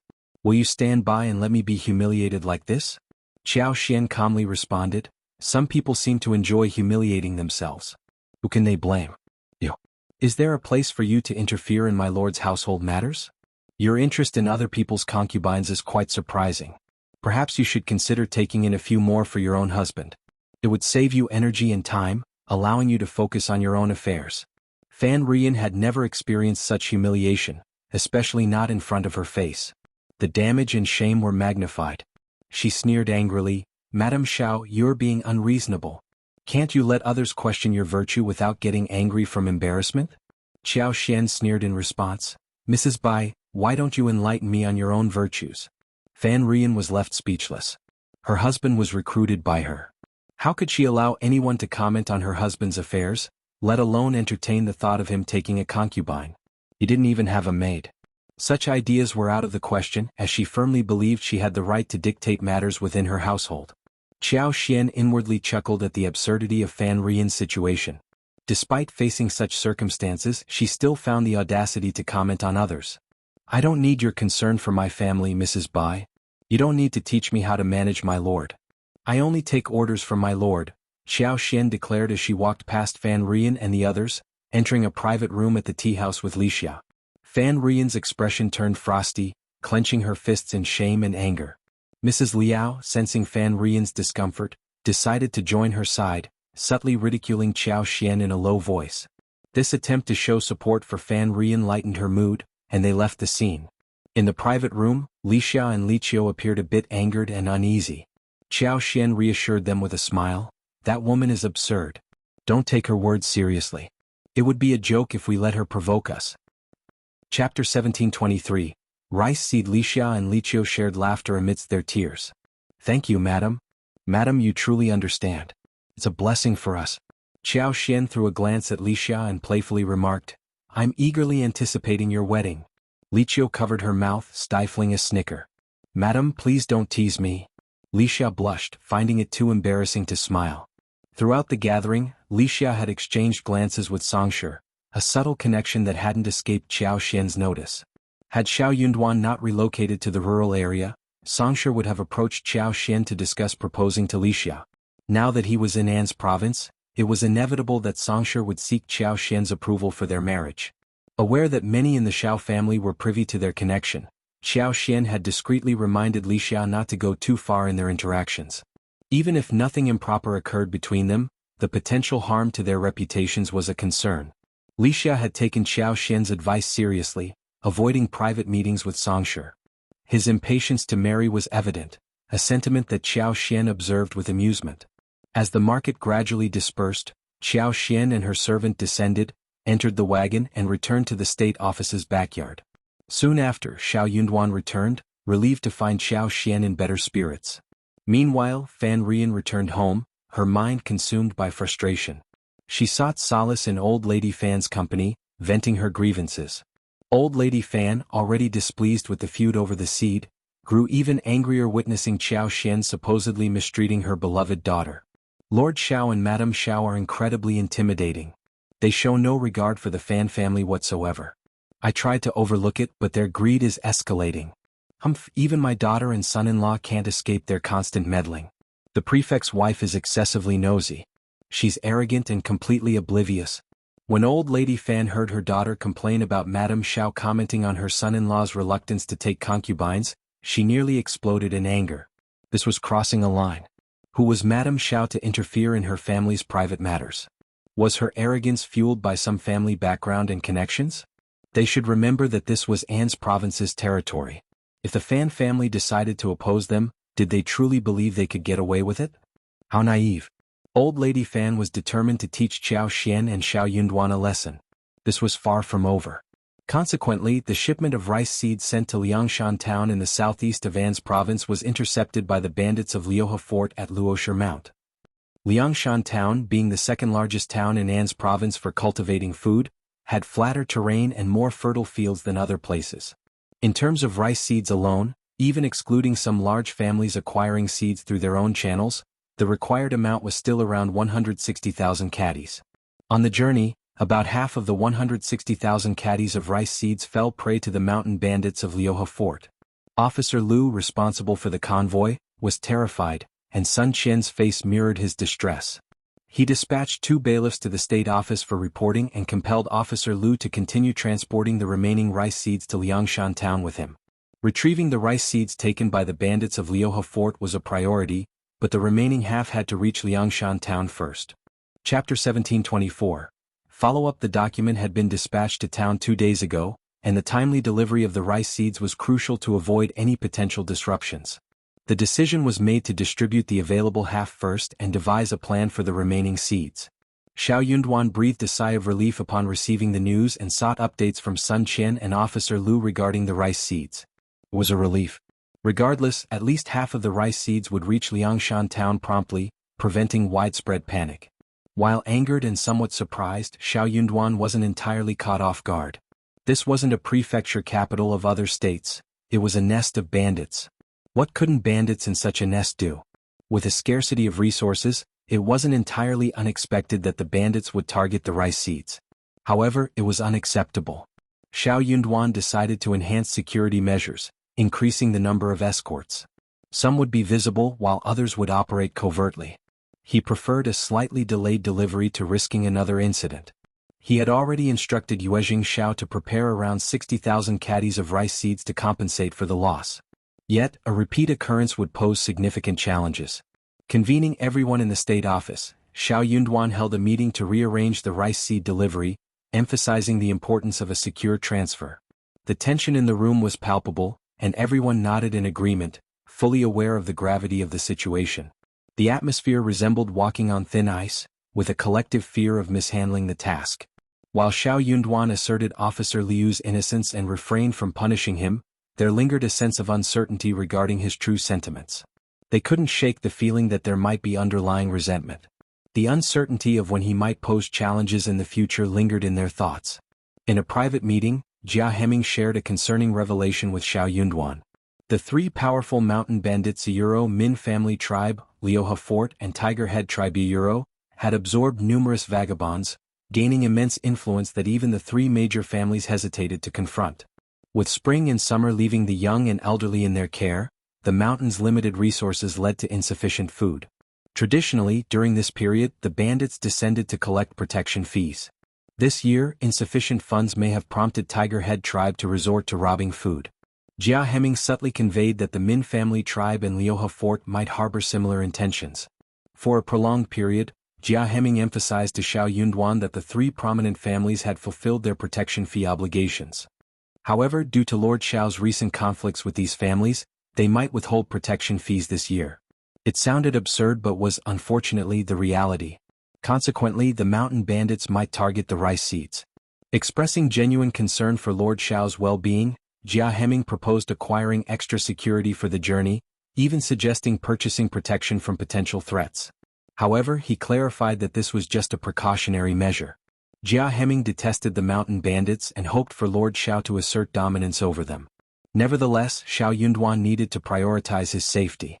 The journey was fraught with risks, and the potential loss of the seeds if anything went awry would be too great. Chapter 1725. Lord Xiao is a bookworm. In such a scenario, the pride of the three influential clans would only soar higher.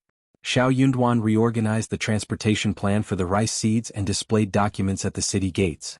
These documents carried a stern condemnation of the mountain bandits who had plundered the rice seeds. The language was forceful, accusing them of harming the common people of An's prefecture with heartless actions. The documents demanded the swift return of the seized rice seeds, warning of severe consequences if they refused. Xiao Yunduan was determined to settle the score. The documents swiftly circulated to the three mountain bandit strongholds. While a few individuals felt a pang of conscience and unease, the majority treated it with disdain. Mockery and laughter echoed, even from the major families inside and outside the city. I was curious about Lord Xiao's response, but is this it? Ah, what a joke. The thunder roars, but the rain is a mere drizzle. Lord Xiao seems oblivious to the real situation in An's province. Scholars, always preaching morality but lacking substance. Lord Xiao, do you truly believe you can deter those people? Ah, exactly, just a bookworm. Such a jest. The entire city anticipated the next move of the prefect, only to be met with silence. Laughter intensified and some harbored secret disappointment. The three families in turn breathed a silent sigh of relief. It was good that Lord Xiao was like this. Yuezhing Xiao had not returned yet, extending his stay in An's province for a few more days. Daily he roamed around urging his friends to befriend the local young masters. Despite facing ridicule, he vehemently defended Xiao Yunduan, offering comfort and expressing frustration at the apparent blindness of those mocking him. Xiao Yunduan, however, smiled and urged him not to be bothered. He never concerned himself with unresolved matters. His priority outside of work was to spend time with his wife. Old Lady Fan, relishing Xiao Yunduan's defiant words, felt a mixture of happiness and slight regret, thinking she hadn't vented enough anger. Xiao Yunduan remained unaware that the hijacking of his rice seeds was a consequence of his family's revenge. Thus, he failed to grasp the extent of his family's influence evident in the incident. A missed opportunity? Upon seeing Xiao Yunduan resolving the rice seed issue, Deputy Prefect Guan experienced a mix of anger and envy. He hesitated, contemplating whether to step forward and fulfill his duties as Deputy Prefect. If he stayed inactive, would the Lord of the Prefect still regard him with fear and need his assistance in the future? As the rice seed matter was being resolved, the prestige of the Lord of the Prefect state was on the rise. It became clear that Deputy Prefect Guan could not allow himself to be overshadowed.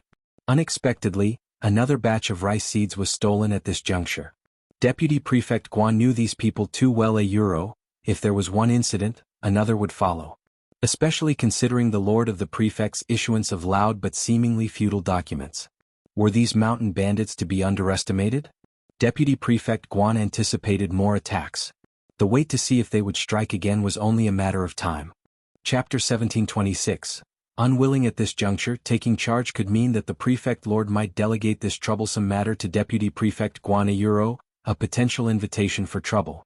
After careful consideration, Deputy Prefect Guan decided to continue his recuperation.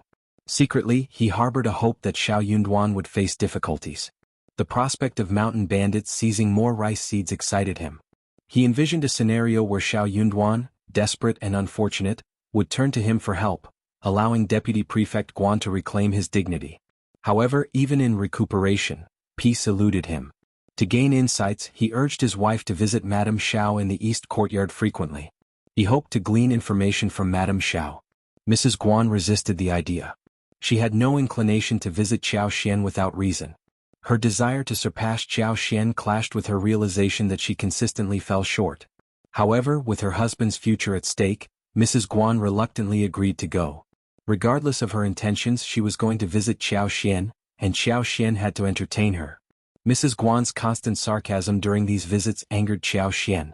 In 2 days Mrs. Guan returned, only to be told by Lixia and others that Madame Xiao was either resting or occupied with family affairs. Frustrated, Mrs. Guan refrained from coming.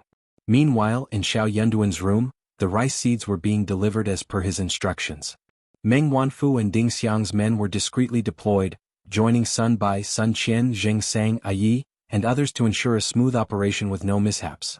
Contrary to the bandits' belief that they had been spared, the success of Tiger Head tribe had stirred unrest among Min family tribe in Liuhe Fort, driven by their own greed. Xiao Yunduan, undeterred, had posted a document that, while not overly insulting, spurred laughter from the three families. However, they were also keen on imparting a lesson to the lord of the prefect, emphasizing the consequences of careless words. Consequently, representatives from the three families coordinated to descend the mountain and intercept the officials. This caught the officials off guard for the first time, as the bandits anticipated a larger response from Lord Xiao. Although the bandits perceived the bailiffs as inconsequential passers-by, the increased number of officials posed a greater challenge to send away.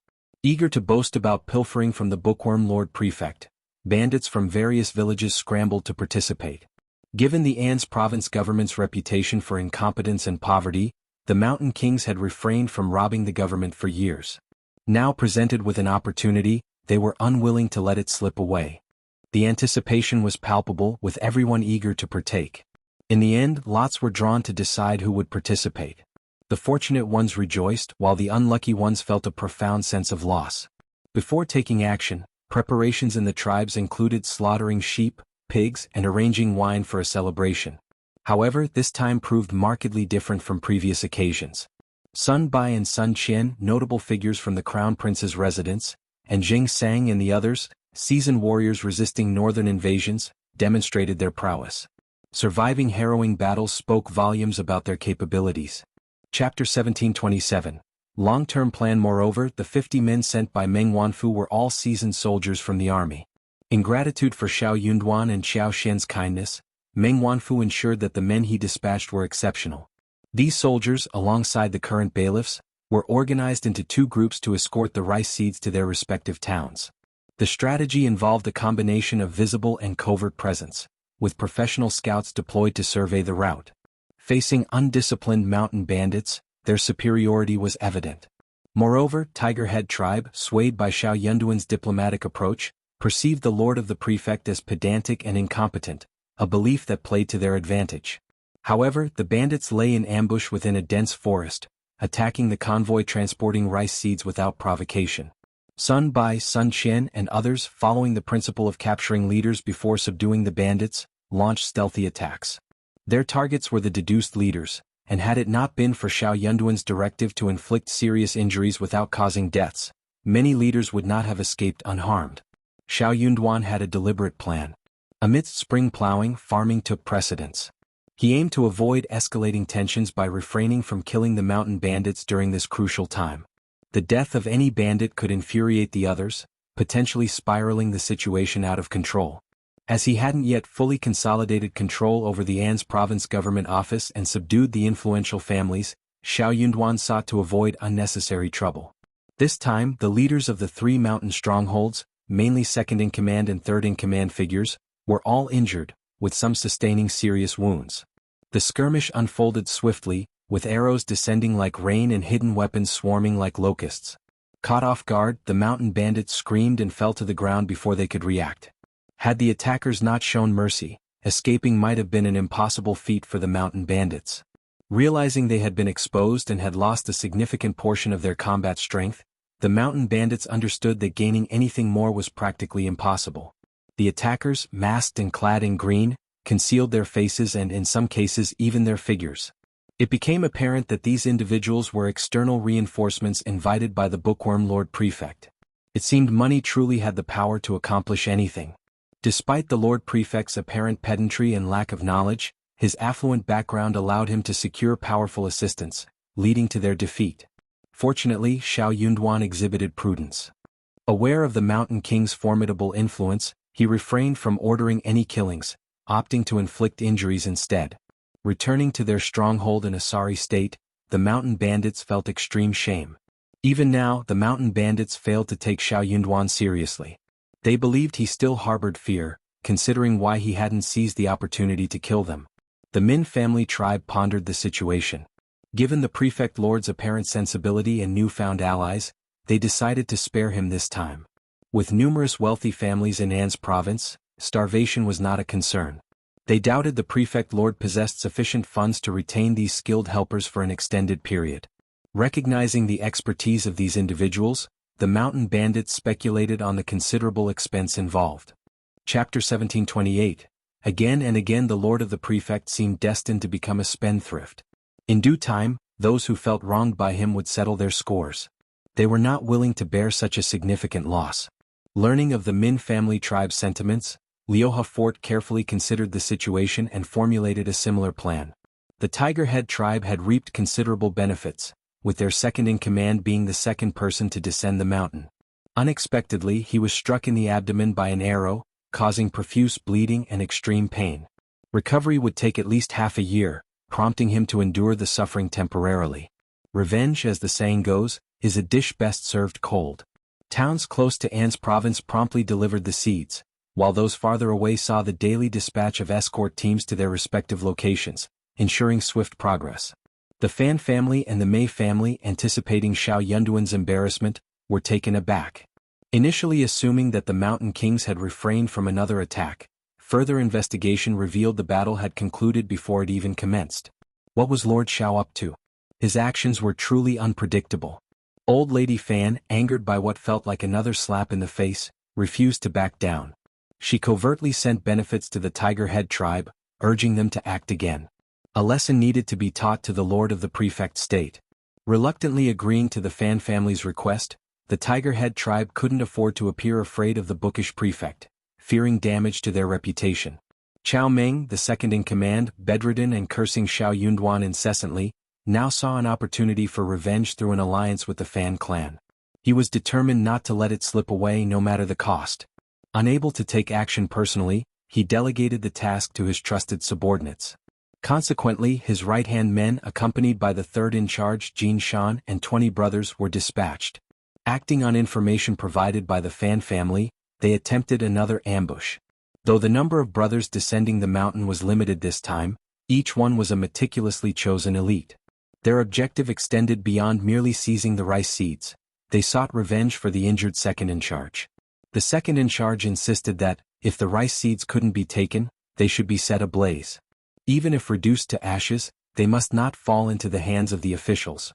Equipped with oil, the plan was to swiftly pour it into the carriage transporting the rice seeds and ignite the fire.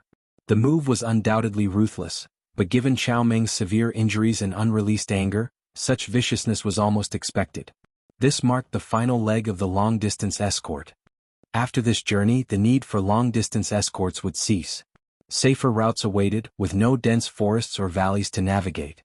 Although Sun Bai, Sun Qian, and the others outwardly relaxed, internally, their training demanded vigilance until the mission's completion. Just as goshawks exert their full strength to capture rabbits, the habit of not letting the guard down until the last moment prevailed. When Jin Shan and his subordinates charged aggressively, Sun Bai and Sun Qian were initially surprised by their persistence and fearlessness. Yet they remained composed. With swift shouts and orders, bailiffs rushed to protect the rice seed-laden carriage, while Sun Bai, Sun Qian and their companions drew their swords to confront the assailants. The chaotic battle's outcome became evident swiftly. Burning with anger, Sun Bai, Sun Qian and the others had spared these adversaries once before, but this time, they harbored no intentions of showing mercy. Chapter 1729. An's prefecture city is shocked again. Little did they anticipate that these individuals were unafraid of death and dared to face them head-on. The Tiger Head tribe believed they had come prepared, with a team of elite warriors catching the other party off guard. They were fueled by the desire to avenge their prior humiliation, gain significant advantages, and retaliate for their injured second-in-charge. With fervor coursing through their veins, they charged forward with aggressive determination, intending to erase their past shame and secure a resounding victory that would resonate throughout An's province. However, within half an hour, signs of their impending defeat became glaringly apparent. Jin Shan and his brothers, shocked and enraged, couldn't contain their emotions. Amid their anger and embarrassment, a loud shout pierced the air. Several individuals wielding fire torches rushed towards the carriage, disregarding all else. The remaining mountain bandits desperately attempted to provide cover. Upon seeing the imminent threat of arson, Sun Bai, Sun Qian, and their companions unleashed their restrained fury. What had initially been a 30% holdback transformed into unbridled aggression, each move calculated to take lives. Blood sprayed, limbs flew and cries of agony echoed through the valley. The ground became a gruesome tapestry of scattered corpses, with dark red pools seeping into the sand, gravel and grass, creating a chilling spectacle under the sunlight. As their brethren fell one by one, Jianshan and the others roared in a desperate bid to fight back. Yet, the vast difference in strength between the two sides proved insurmountable, even with their reckless efforts. More lives were claimed, and the carriage transporting the rice seeds remained untouchable. With each casualty, the initially bold mountain bandits descended into fear, their once inspiring courage replaced by dread. Chao Meng's right-hand man succumbed to panic, losing the initial ambition to avenge his boss. Shouting orders to cover their retreat, they dragged a red-eyed Jianshan away, desperately fleeing the scene. Witnessing their leader's retreat, the remaining mountain bandits crumbled, scattering like frightened birds. Had escorting the rice seeds not been their paramount concern, and the fear of potential mishaps gripping them, none would have managed to escape. Bailiffs stared at the strewn corpses and pooling blood, their bodies trembling, faces drained of color, and hearts racing with fear. The sheer might displayed by Lord Xiao's trusted subordinates left the bailiffs in awe. It was a level of power that sent shivers down their spines. Sun Bai, with a disdainful glance, scolded, "What are you waiting for? Hurry up and check if there's anything wrong with the carriage. A few of you clean up the scene." Those accustomed to following Sun Bai and Sun Qian promptly complied, taking swift action. The other bailiffs struggled to move their stiff hands and feet, eventually regaining composure after some time. This was an unprecedented scene for them. In all their years as bailiffs, the most blood they had encountered were a few drops from street gangsters with minor injuries. Compared to this, those instances seemed inconsequential. Despite the initial shock, excitement soon took over. The two constable sons had proven their prowess by defeating the Tiger Head tribe bandits and escaping. For these bailiffs who had suffered at the hands of the Tiger Head tribe in the past, this turn of events was exhilarating. The mountain bandits had once swaggered through An's province, seemingly immune to the authorities. Now the officials not only confronted them but decisively defeated them. An's prefecture city found itself shaken once again. The prominent families and even the three mountain bandits were left astounded. Jianshan, returning to the stronghold with a dark and humiliated expression, silenced anyone daring to breathe loudly in his presence. Chapter 1730. It's not too late for a gentleman to take revenge. Out of the 36 brothers who descended the mountain with Jianshan, only 6 made it back. All 30 of them met their end at the mountain's base, betrayed by the hands of those accursed officials. These 30 individuals comprised the elite intermediate forces of the village.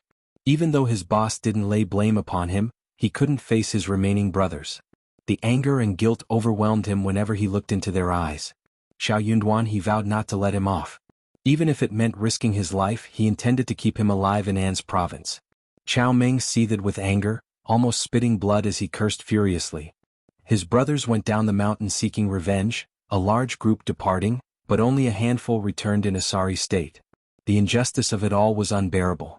Thankfully, lacking the strength at the moment, he refrained from immediate descent. Otherwise, he would have stormed down the mountain, relentless until the dog official met his end. Chao Meng instructed someone to summon Boss Qing, Jianshan, and the other core members of the intermediate village for a meeting. "Elder brother, we can't let this matter slide. Otherwise, our Tiger Head tribe won't be able to hold our heads high." Competition among the mountain kings was fierce, rooted in reputation and strength within the martial world. Whoever possessed the bigger fist, the harder resolve, and more loyalty to martial values garnered more respect. Despite suffering heavy losses and appearing weakened, Chao Meng refused to become a coward. He couldn't bear the disdain even from himself. The others shared his fury and determination. "This can't stand. We can't let them off the hook. We were careless before. In a fair face-to-face fight, those government lackeys wouldn't stand a chance. They can't even withstand a kick from me. Second in charge is spot on. Revenge is a must. None of you dare challenge me. That dog official's head belongs to me." Laughter erupted among the leaders as they proceeded to berate Xiaoyunduan and the officials. Once the scolding concluded, the atmosphere lightened considerably, shedding the previous bitterness. Even the embarrassed Jianshan showed a slight improvement in his complexion. Boss Qing sneered and spoke slowly, "Certainly revenge is in order, but not immediately." Chao Meng raised his head, eager to interject. "Boss Euro, hear me out first. Don't be hasty. This time, no small patrolling troops were dispatched. We sent elite fighters with exceptional martial skills. Third brother personally led the team, and his martial prowess speaks for itself. He was well prepared, catching the other party off guard. But who could have known Euro? I'm at fault too. We're all at fault. We underestimated the enemy. We can't dismiss this person as a mere good-for-nothing just because past prefects were. We should have realized that this kid has some backing and confidence, daring to confront the three families head-on. After all, scholars fear death the most. Without support he wouldn't dare. Nods from the mountain bandits echoed agreement. They clenched their fists, sighed, and expressed deep regret. Boss is right. Indeed, we were too careless. Sigh. Therefore we mustn't act recklessly. We need to unravel his background first. We've already marked this person's head. As long as he remains in An's province, his head will be ours sooner or later. If he attempts to leave, well, he'll have to leave his head behind. Chapter 1731. Endure. For now the bandits, their blood coursing with ardor and zeal, eagerly rubbed their palms together. Boss is spot on. His head must be ours. If we let him live, the heavens won't stand for it. Revenge for our fallen brothers. Chao Meng, unconvinced, questioned, so, are we just letting this slide? I can't accept it. Jin Shan, burdened with guilt, interjected, Boss, second brother, it's my fault for being useless. I messed up. Chao Meng quickly reassured him, third brother, don't blame yourself.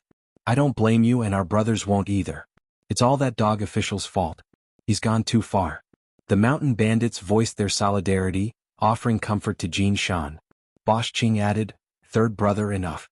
We're all brothers. There's no point dwelling on this. Second brother is right. It's that dog official's fault. His lackey henchman lapdog is heartless and vicious. The bandits grew more united against their common enemy, unleashing a barrage of curses. After persistent persuasion, Boss Qing finally managed to convince Chao Meng and Jin Shan. He tasked Jin Shan with training the brothers in the stronghold and allowed Chao Meng time to recuperate. He then dispatched someone to investigate the dog official's background and the current situation at the government office. In essence, revenge was on the horizon, and their approach had to be strategic. When Sun Bai and Sun Qian reported the incident to Xiao Yunduan, he too felt shock and anger. He ordered the cleanup of the scene, the burial of the mountain bandits' bodies, and instructed the siblings to prepare for a counterattack. Additionally, he emphasized strengthening patrols, fortifying the city gate and state office defenses, and intensifying bailiff training. Those mountain bandits were too detestable. He really dared to do anything. The mountain bandits persistently provoked, repeatedly targeting the rice seeds. Unable to steal them, their intent shifted to destruction, marking them as perpetrators of a heinous crime deserving punishment. Despite the justified anger, Xiao Yunduan remained cautious of potential counterattacks and revenge. Jia Heming, the exception, maintained silence but harbored secret satisfaction. He grew increasingly engaged in sharing the lord of the prefect's concerns, offering ideas willingly. In stark contrast, the other scribes trembled in fear, haunted by the possibility of mountain bandits infiltrating the city for vengeance. There were also a few scribes who resigned because they could not withstand this fear. When Xiao Yunduan asked for the reason, he either said that he was too old to delay his work, so he had to resign, or that he did not think that he was suitable for the job, so he found another Oniyuro. Xiao Yunduan knew what was going on, so he did not ask them to stay. Instead, he asked them to leave and gave them 2 more months' salary. The scribes who had resigned were all overjoyed and grateful. They left happily. Xiao Yunduan instructed Jia Heming to recruit individuals based on his specifications, with the final hiring decision to be made after interviews. Numerous child students who couldn't attain cultivated talent status were available. While local cultivated talents were scarce, there were still some within reach. The public position offered stability and respectability, making it highly desirable. Moreover, candidates often came from families with existing government office connections, instilling confidence and deterring potential provocations. This was something that nothing else could compare to. Xiao Yunduan felt that it was exactly what Xiao Yunduan wanted when these people left on their own accord. That way he would be able to choose his own people. The people he had chosen were naturally biased towards him. The influence and connections of Deputy Prefect Guan would gradually decrease. Chapter 1732. Lord is impulsive. Xiao Yunduan found himself secretly wishing that Deputy Prefect Guan could extend his recuperation for another year and a half. However, Deputy Prefect Guan faced a dilemma. Xiao Yunduan's men had slain a significant number of mountain bandits, instilling fear in Deputy Prefect Guan. The looming threat of retaliation left him hesitating, even as he neared recovery. Despite his ongoing recovery, Deputy Prefect Guan believed it was crucial to issue a stern warning to the audacious Lord Prefect, regardless of his incomplete recuperation. Summoning his servants, Deputy Prefect Guan, with a frail appearance, made his way to Xiao Yunduan in the East Yard. Lord, those bandits are impulsive individuals. Slaughtering so many at once might provoke a reckless retaliation. Impulsive as they are, they won't care about the consequences. If they infiltrate the city and wreak havoc, causing severe repercussions, wouldn't it be Lord, your actions this time were indeed impulsive. Xiao Yunduan had just finished work and returned to the East Yard for a conversation with Qiao Xian over strawberries. His wife, pregnant and craving strawberries, was in a cheerful mood. Capitalizing on her good mood, he intended to enjoy some benefits. Just as they were indulging in a moment together, Deputy Prefect Guan's arrival forced Xiao Yunduan to attend to him in the study. Observing Deputy Prefect Guan feigning injury, Xiao Yunduan could no longer tolerate it. Attempting to teach him a lesson, Xiao Yunduan hinted at publicly punishing Sun Bai and Sun Qian to appease the bandits' anger. Deputy Prefect Guan, are you suggesting that Sun Bai and Sun Qian should let the bandits burn the rice seeds and harm people? This way the bandits won't descend the mountain for revenge, and the government can proceed without worry? Deputy Prefect Guan indeed harbored such thoughts, but he dared not voice them. Furthermore, he recognized that once the rice seeds were set ablaze, the quantity euro, tens of thousands of kilograms euro, posed a formidable challenge for transportation from other locations. Not only did the issue extend to quantity, but it also involved substantial concerns regarding time and financial resources. To be blunt, there was no right course of action in this predicament. Yet, wasn't it Lord Xiao who had stirred up this turmoil? If only his initial stance had been more accommodating, wouldn't this crisis have been averted? However, Deputy Prefect Guan hesitated to express this sentiment, burdened with grievances. He believed that his actions were for the greater good of An's province, the state government, and its citizens. Nevertheless, the Lord of the Prefect not only failed to grasp or appreciate his intentions but also exhibited aggression. In Deputy Prefect Guan's view, if he hadn't intervened, An's province would have remained unscathed. The moment he arrived, the situation escalated dramatically, resulting in numerous casualties. The toll in Tiger Head tribe alone was significant, and they would undoubtedly seek retribution. These bandits were interconnected. The Min family tribe and Liuhe fort might exploit the chaos, and by offending the three major clans, he had simultaneously antagonized all family clans in An's province. In such a predicament, who would come to his aid? Did he genuinely believe that he could resolve the bandit issue in An's prefecture merely because he had a few martial artists with decent skills? Such a notion was gravely mistaken. If it were indeed that straightforward, the imperial court would have dispatched officials long ago to address the matter. They couldn't afford to turn a blind eye to such a significant issue. Chapter 1733. More angry if the bandits were driven to fury and resorted to killing civilians as an act of revenge, who would bear the blame? Let's observe if the commoners would direct their discontent towards none other than the prefect. The more Deputy Prefect Guan pondered over the situation, the more his frustration grew. That wasn't my intention. I'm merely cautioning you, my lord. Your impulsiveness could escalate matters beyond control. Do you not fear the consequences of letting things spiral like this? Xiao Yunduan sneered in response. What's there to fear? Let me reiterate. As long as I am present in An's province, I won't depart easily. I won't tolerate the oppression of those bandits and the three prominent families. This is the domain of the court, not theirs. I understand the challenges, the uphill battle, but I'll face it head-on. I'll certainly overcome it. Deputy Prefect Guan fell silent. After a moment he scoffed, My lord, you're not the first prefect to express such sentiments. But I will be the last, as it won't repeat. Since you hold such convictions, I can only wait and witness. I hope you won't regret your decision. Absolutely not. I'll take my leave. Deputy Prefect Guan hurriedly departed in frustration, feeling that his well-intentioned advice had fallen on deaf ears. Xiao Yunduan took a deep breath and remained silent, gazing into the vacant space before him. Eventually he turned around and resumed his company with Qiao Xian. Qiao Xian, reclining under the shade of a tree in the backyard, heard approaching footsteps. She looked up, offering a smile to Xiao Yunduan. Seeing him seated beside her, she gently grasped his hand and inquired, Is Deputy Prefect Guan back to create more complications for you? Much like how Mrs. Guan always managed to irk her every time she appeared. Xiao Yunduan's expression softened as he held her soft, slender hands and smiled. It's an old story really. I find it amusing. Those mountain bandits and the three prominent families are not reasonable individuals. Deputy Prefect Guan is too idealistic. Xiao Xian remarked, he's not idealistic, he's fearful. He believes our husband has upset the balance and will stir up trouble. How can he compare to our husband? It's not surprising he's apprehensive. Wife, your insight is remarkable. They exchanged smiles. How could Deputy Prefect Guan know about their trump card? Unless the three bandit dens united and launched an attack on An's province, their defeat was certain. No matter how capable they were, could they match Sun Bai, Sun Qian, Zheng Sang, Wu Guan, and Yi? Additionally, there were individuals dispatched by Meng Wanfu. They were simply biding their time, waiting for an opportunity to dismantle the three bandit nests one by one. The three prominent families were no different. If they became unruly, wasn't it easy for the government to handle them? Numerous obedient families were eager to stand out. With support from a few of them, someone would undoubtedly emerge victorious.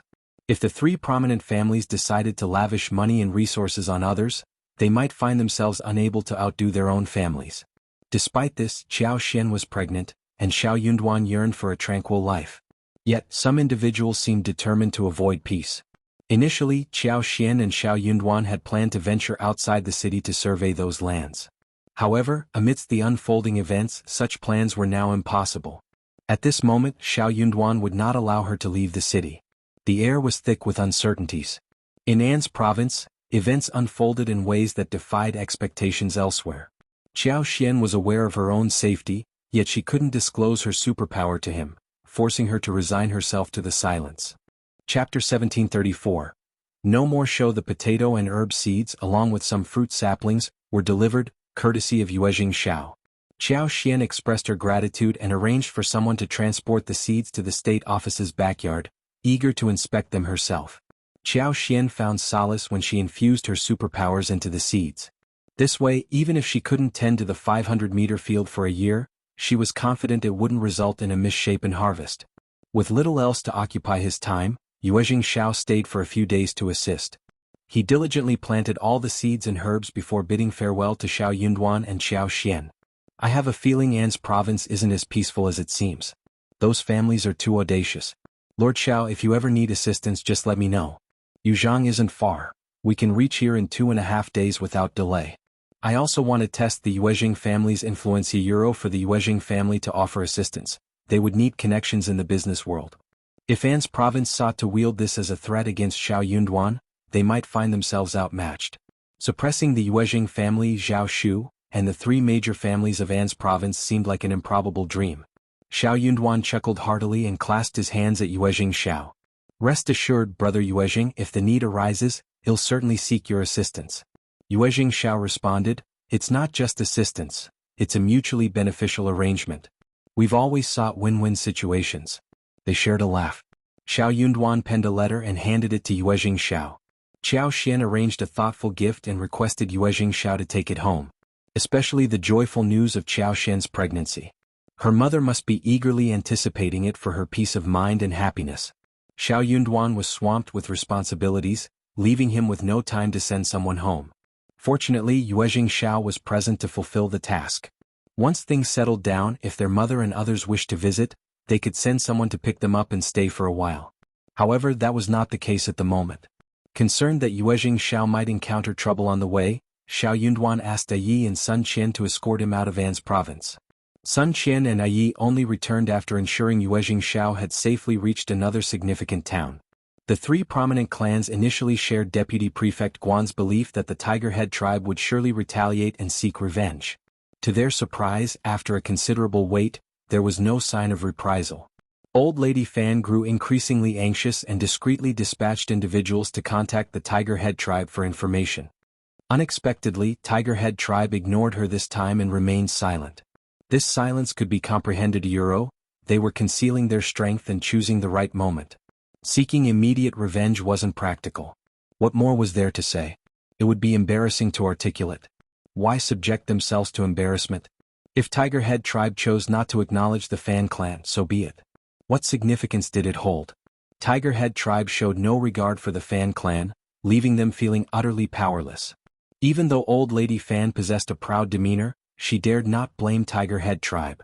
Instead, she shifted the blame onto Xiao Yunduan and Xiao. Those bandits from Tiger Head tribe are formidable and vengeful. Even if they haven't retaliated now, it doesn't mean they won't in the future. Just wait and see. Old Lady Fan reluctantly held back her thoughts.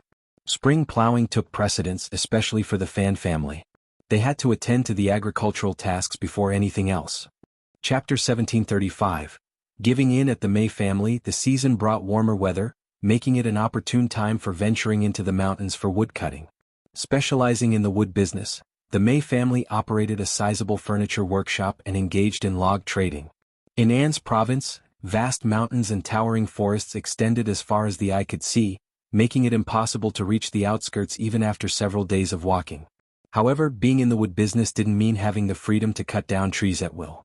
While commoners were permitted to ascend the mountains to cut a few trees for personal use, engaging in the wood business required government registration. Upon approval, they could then enter the mountains for tree cutting activities. Moreover, there were strict guidelines for tree cutting. Loggers were required to make every effort to avoid harming young trees, and trees that had stood for centuries were off limits. In fact, loggers refrained from cutting down ancient trees, as they were unconsciously revered as sacred beings protected by the mountain god. Disturbing these venerable trees might incur the wrath of the mountain god, potentially causing a calamity. It was a risk they were not willing to take. The government's approval wasn't granted freely. For each tree felled, taxes had to be paid. Despite the Mei family cutting down a substantial number of trees annually, the taxes they paid were a mere fraction of what was rightfully owed. Even so, the Mei family harbored grievances and dissatisfaction with the government. However, each prefect lord remained submissive and refrained from voicing objections. Whenever the Mei family sought conveniences, the government readily acquiesced without protest. This treatment extended to the other two family clans. As for the various other large and small family clans, as long as they aligned themselves with the three leading families and followed in their wake, they were assured a share of the benefits. Without this arrangement, the government of An's province wouldn't have incurred such significant losses, leaving them with less than 100 taels of silver. They often found themselves borrowing money from the three major families to cover salary distributions. This loan wasn't granted without conditions. It required them to offer something in exchange, such as government-approved documents. As the Mei family planned to enter the mountains for tree cutting that year, obtaining the necessary document from the authorities was imperative. Without it, foreign merchants would refuse to take goods from them to avoid potential complications. If discovered by the government without the required document, not only would their goods be confiscated, but hefty fines would also be imposed. No one was willing to take such risks without proper documentation. Despite the Mei family looking down on the An's province state government, it remained an irreplaceable entity for any family clan, regardless of their power. Two madams from the Mei family visited Xianxia with gifts. Anyone seeking to navigate the complexities of governance would first pay a visit to Xianxia, the wife of the prefect. The Mei family, somewhat apprehensive of Xiao Yunduan, prepared an exceptionally generous gift, surpassing what they had presented to other prefect lords. However, both Xianxia and Xiao Yunduan declined the offering, making First Mrs. Mei's visit fruitless. Xianxia firmly rejected the gift, prompting First Mrs. Mei to attempt changing the subject. Faced with Xianxia's insistence, she had no choice but to take the gift back. It marked the first time someone had returned a gift from the Mei family, leaving First Mrs. Mei feeling disgruntled. Xianxia shared the encounter with Xiao Yunduan, jesting, "The Mei family is making their move. Hubby, keep an eye out. Much depends on this." Xiao Yunduan smiled. "Let them try to compete with those mountain bandits from the Tiger Head tribe." Chapter 1736. Anne states intermediate peace. Old Lady Fan reveled in the Mei family's setback. She had long asserted her desire to teach the inexperienced prefect lord a lesson, making him understand who held true authority in Anne's prefecture. Now it seemed like retribution had arrived. Did they recall the satisfaction they felt watching the Fan family's missteps in the past? Now that the tables were turned, did they still relish in that feeling? Anticipating that the Mei family would approach them to discuss countermeasures, Old Lady Fan had prepared to mock them. However, to her surprise, the Mei family acquiesced. Soon after, the Mei family dutifully paid the official fees and obtained the required document to commence their mountain work. Observing this, Old Lady Fan, who had been expecting a show, felt greatly disappointed. Witnessing the Mei family's compliance, the Hua family abandoned their initial resistance and diligently went about their work. Upon hearing about Madame Xiao's cultivation of medicinal herbs in the fields, the two madams of the Hua family paid a visit. Their expressions suggested a keen interest in the matter. Xiao Xian didn't reject their curiosity but engaged with them with a subtle smile. If the Hua family presented a favorable offer, selling the herbs to them wouldn't be out of the question. With the three major families exhibiting discipline, the other large and small family clans dared not act out. An's province, as a whole, experienced an unusual tranquility, fostering a flourishing environment. Jia Heming and others were invigorated and exuded confidence. Yet, during private discussions between Xiao Xian and Xiao Yunduan, both were skeptical that the three families would simply let the matter rest. Their restrained actions were a result of not fully understanding their own background, and it wasn't the opportune moment to act recklessly. They refrained from hasty moves, aware that, given the chance, they would unleash their full strength and attack without hesitation. Xiao Yunduan remained vigilant, recognizing that peace was precarious. This period offered an opportunity for recuperation and personal growth. Sun Bai and the others could dedicate more time to training the bailiffs in the 500 meters. Xiao Xian's land had undergone exploration. 2,000 mu of potatoes were planted on 4,000 mu of flat terrain, while the remaining 1,000 mu, along with hundreds of mu at the mountain's base, were dedicated to King Solomon's seal, angelica, crowdipper, and honeysuckle cultivation. Exploring the entire 50,000 mu of mountains was a slow process, with only 6,000 mu opened up so far, the rest temporarily halted. Summer's arrival, bringing increased vegetation and the presence of poisonous snakes, insects and ants in the mountains, made exploration unsuitable. They planned to resume exploration in late autumn, hiring more personnel at that time. The 6,000 mu already explored were exclusively dedicated to peppercorn cultivation. Yuezhing Xiao's connections facilitated the transportation of seedlings from the southwest, arriving at an opportune moment. Xiao Xian opted to plant all the peppercorns for easier management, reserving star anise and pepper planting for the following year. Despite the unsuitable exploration conditions during this time of the year, they focused on constructing roads, houses and warehouses. Xiao Xian tasked Xianxia and others to spend an additional month or so to complete these tasks. Previous employees could continue to be employed for these endeavors. Xiao Xian instructed Xianxia, Lu Fu, and others to discreetly observe. Subsequently, she selected approximately 20 individuals from these intermediate workers and approached them, inquiring if they were willing to sign long-term employment contracts. With numerous plots of land requiring daily management, relying solely on Xianxia and the others proved insufficient even with their unwavering dedication. Assigning individuals to patrol the mountain daily became essential, monitoring the growth of the herb seedlings. It was imperative to address any deficiencies promptly and weed the areas in need. Chapter 1737. Deputy Prefect Guan's recovery. Xianxia and the others would feel more at ease with short-term workers overseeing the tasks. As they continued developing all the barren mountains, the need for long-term workers would increase, not to mention the ongoing requirement for short-term workers. This marked only the beginning.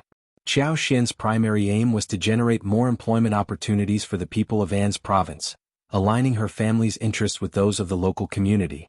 From Sichuan peppercorns, star anise, pepper, medicinal herbs, to potatoes, the potential for expansion and cultivation was vast.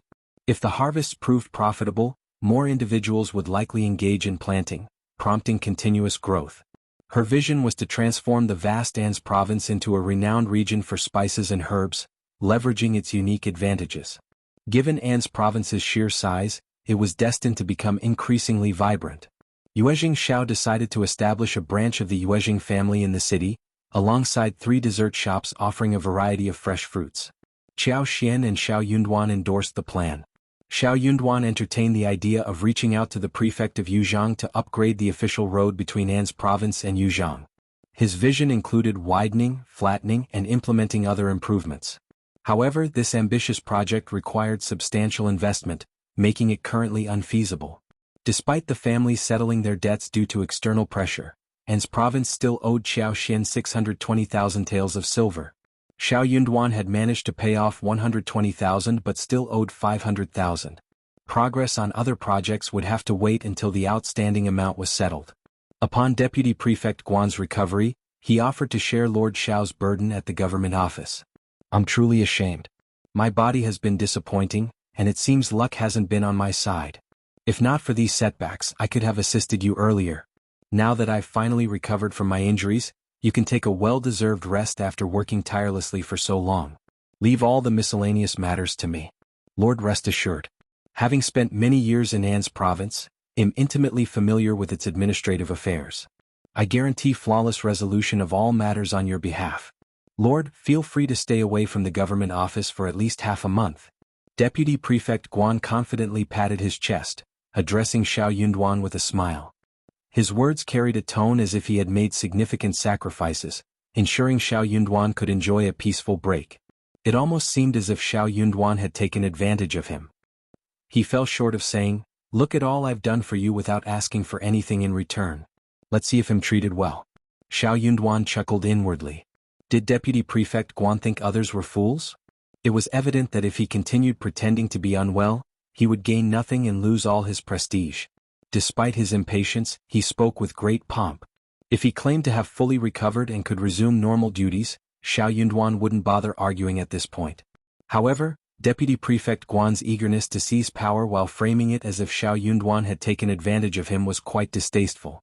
Taking care of one's health is crucial. Have you genuinely recovered? If not, there's no harm in taking a bit more time to recuperate. I'm not heartless. Even if you decide to rest for another year and a half, the rightful salary will still be yours. Chapter 1738. Taking charge. I'm a representative of the party, committed to serving the people and pursuing their best interests. It's both my duty and a matter of trust bestowed by the imperial court. How could I easily delegate these governmental responsibilities to others? Wouldn't that be a betrayal of both the imperial court and the people? If you've truly recovered, feel free to resume your office duties tomorrow. I have full confidence in your ability to handle the job excellently. Don't even consider taking on tasks that aren't rightfully yours. Deputy Prefect Guan proved to be more audacious than Xiao Yunduan had anticipated. Despite Xiao Yunduan's attempt to extend some courtesy, Deputy Prefect Guan believed he could push for more. Flashing a forced smile, he assured, "Rest assured, Lord, I'll handle my responsibilities. Just focus on your recovery. I managed all affairs in An's province before your arrival, so I'm well versed and won't make any mistakes. As Deputy Prefect, it's my duty to assist you." Ignoring the unreasonable man, Xiao Yunduan dismissed him with a few words. To his surprise, the next day at the government office, Deputy Prefect Guan acted as if he were in charge, issuing orders with authority. Being Deputy Prefect, he already had supporters who flattered him. With his arrival, they saw a leader and eagerly followed suit.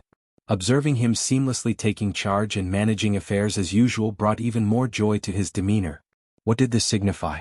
It meant that within the government office, Deputy Prefect Guan's status remained unshakable, and his influence persisted. This development alleviated tension among the office staff. Jia Heming and other scribes, who were not accustomed to Deputy Prefect Guan and were hired by Xiao Yunduan, found it unbearable. After some deliberation, they decided to adhere to the established rules in the government office. Everyone would perform their duties impartially, following Lord Xiao's instructions or official protocols. In case Deputy Prefect Guan issued any directives, they would seek confirmation from Lord Xiao before complying. Observing Deputy Prefect Guan's enthusiastic demeanor, Xiao Yunduan noticed he immediately assumed a masterly role upon returning to work. Choosing to avoid the situation, Xiao Yunduan opted to spend more time with Qiao Xian in the backyard, giving Deputy Prefect Guan the freedom to act as he pleased.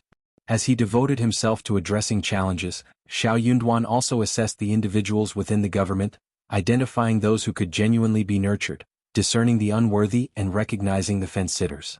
He believed in addressing all issues comprehensively rather than allowing problems to persist.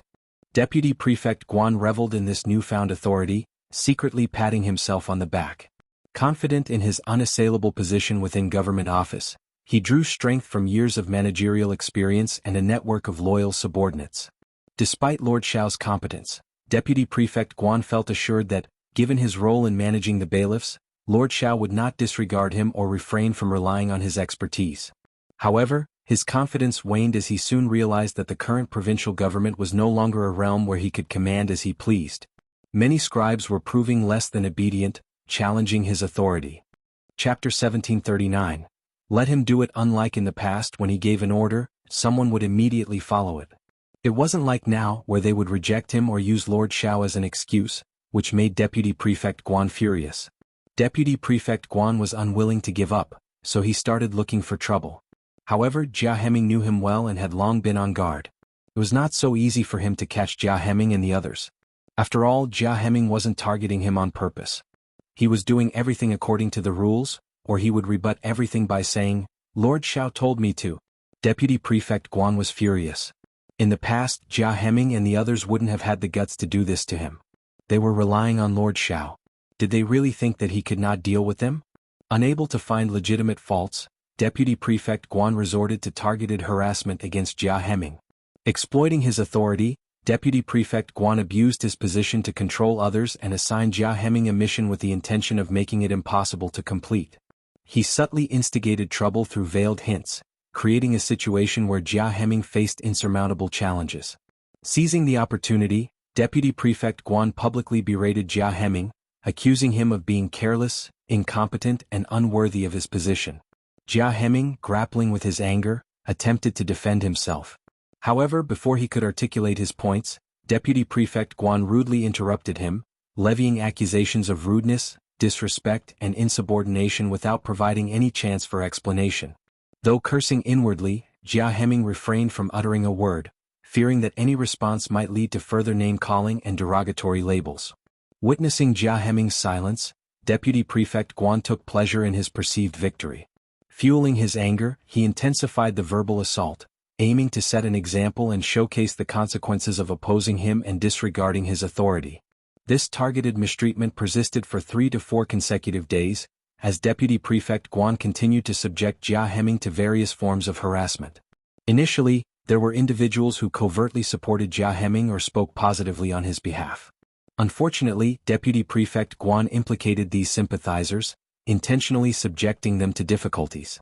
Upon realizing that Lord Xiao seemed unaware of the situation, the scribes who were initially aligned with Deputy Prefect Guan chose to remain relatively quiet. However, as the perceived lack of awareness from Lord Xiao continued, they grew bolder, exacerbating the challenges for Jia Heming and his associates. During Deputy Prefect Guan's recovery, Xiao Yunduan visibly valued Jia Heming, eliciting long-standing envy from those who harbored resentment. In Deputy Prefect Guan's absence, they refrained from hasty actions. With the opportunity presenting itself and no objection from Xiao Yunduan, their discontent could no longer be contained. Their actions escalated without restraint, further complicating the challenges faced by Jia Heming and his allies. These individuals took great satisfaction in their actions and showered Deputy Prefect Guan with flattery behind his back. They emphasized the Deputy Prefect's indispensability, asserting that, regardless of Lord Xiao's capabilities, his success in governing An's province hinged on the Deputy Prefect's unparalleled knowledge after years of residency. In their view, Lord Xiao's perceived significance was merely temporary, a consequence of Deputy Prefect Guan's absence due to recovery. Upon Deputy Prefect Guan's return, Jia Heming not only refused to step aside but also attempted to rival Deputy Prefect Guan. This audacious move, using chicken feathers as arrows, reflected a clear overestimation of his own importance, bordering on the laughable. In the inevitable choice between him and Deputy Prefect Guan, Lord Xiao would undoubtedly favor the Deputy Prefect. It went without saying, self-awareness is a crucial trait. Lacking it, one might unwittingly become a clown, blissfully unaware of their own folly. Chapter 1740. Reject. Deputy Prefect Guan completely agreed with the words of the scribes who surrounded him and fawned over him. He deeply agreed with them and felt even more pleased with himself. His courage became greater and greater, and he became more and more unrestrained. He didn't dare to think about it at first, but now he couldn't wait. For example, official accounts. Deputy Prefect Guan knew better than anyone whether there was money in the original government accounts. No matter how poor the government office was, he did not care. Anyway, it had nothing to do with him. Even if he was poor, he would not be poor. Every year he would gain a lot of benefits from the various large families. He had been hoping to see Xiao Yunduan make a fool of himself when he was asked to do this. But he did not expect that Xiao Yunduan was so rich that no lord of the prefect could do anything about the thousandth of a tael, use it judiciously. However, he had easily resolved the matter. Deputy Prefect Guan felt extremely depressed, as if he wanted to see a joke fall through and become a clown. Despite hailing from a wealthy family, Deputy Prefect Guan, if unconvinced, found himself compelled to suppress his feelings. What took him by surprise was the revelation that the prefect lord wasn't just affluent but possessed an assertive temper. Despite this, the 3 great clans and even the normally outspoken Tiger Head tribe had acquiesced to his authority. Though Deputy Prefect Guan recognized the temporary nature of this compliance, the unprecedented scenario left him uneasy. The present state of the official accounts marked a departure from the norm. The Prefect Lord injected considerable funds, meticulously documenting each transaction. While the funds were beyond the current Deputy Prefect's reach, the curiosity to inspect the records lingered. However, Deputy Prefect Guan faced an unexpected obstacle when Scribe Fong, responsible for overseeing the accounts, rejected his request to review them. Seemingly polite on the surface, Deputy Prefect Guan had ostensibly invited Scribe Fong to seek Lord Xiao's approval for document access. While he claimed he could only read it upon seeing it, it was a deliberate move on his part. Fuming with anger, Deputy Prefect Guan was convinced that Scribe Fong, known to be on good terms with Jia Heming, was intentionally siding with him. Determined to inspect the account book, Deputy Prefect Guan sternly issued the order. However, Scribe Fong stood firm, refusing to budge.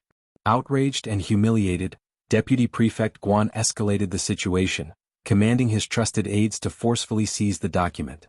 Scribe Fong, equally furious, vehemently resisted. News of the commotion quickly spread, drawing a crowd of onlookers within the limited space of the state office. Jia Heming and his allies rushed to the scene, supporting Scribe Fong, while Deputy Prefect Guan's aides adamantly pressed forward. The confrontation escalated into a heated argument, neither side willing to yield. Jia Heming, with a mocking tone, intervened. The Prefect Lord should decide on this matter. According to the rules, only the Prefect Lord has the right to authorize the reading of the account book. If you wish to inspect it, Deputy Prefect Guan, seek permission from Lord Xiao. Why resort to force? Scribe Hu, backing Deputy Prefect Guan, sneered sarcastically, don't invent rules to give orders. Since when did An's province adopt such absurd regulations? Everything was fine before. You're just stirring up trouble. Can't the Deputy Prefect see it? Even if you consult Lord Xiao, wouldn't he allow the Deputy Prefect to check the accounts? Why go through all this trouble? Deputy Prefect Guan sneered in agreement, garnering nods from those around him. Chapter 1741, Angry, exactly. Lord Xiao has always esteemed the Deputy Prefect, so it's only natural he'd grant permission. Some people are clueless about their place, huh?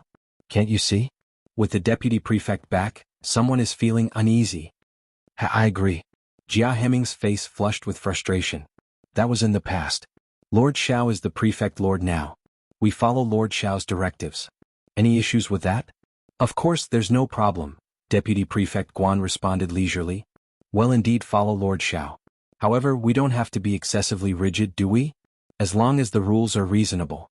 We're on the same side after all. If you're so serious, who are you targeting and what are your intentions? I don't have any ulterior motives. I just a euro. If you don't, then let's talk less. Can't we maintain a friendly atmosphere? As the Deputy Prefect, what's wrong with me looking at the account book? Old Hu is right. I can confidently say that if I inform Lord Xiao, he won't deny me the right to review it. It's just a matter of phrasing. Using a chicken feather as an arrow is not entirely inaccurate. Laughter erupted from those around Deputy Prefect Guan. Jia Heming, Scribe Fong, and the others exchanged frustrated glances. While Lord Xiao was absent at the moment, making a big fuss out of a trivial matter wouldn't be wise. Deputy Prefect Guan reveled in his smugness, and Scribe Hu, convinced of his righteousness, glared at Scribe Fong, demanding, Scribe Fong, what are you waiting for? Hurry up and bring the ledger to the Deputy Prefect. Why hesitate?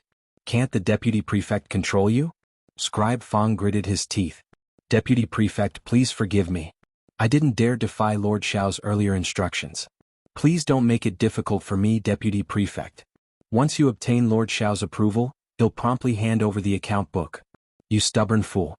In front of the onlookers, Deputy Prefect Guan erupted in anger. Trapped in a challenging situation, he forcefully pushed Scribe Fong aside and ordered his trusted aide to snatch the key, open the door and retrieve the ledger. It was just a ledger, a mere glimpse. How could Lord Xiao possibly take it seriously? In the presence of so many witnesses, if Deputy Prefect Guan didn't retaliate, it would set a precedent for anyone in the government office to challenge his authority without consequence. What would become of his standing then? What prestige would he retain? Scribe Fong, Jia Heming, and the others were eager to intervene and halt the unfolding events. Yet, they were outnumbered and lacked the strength to oppose Deputy Prefect Guan's group.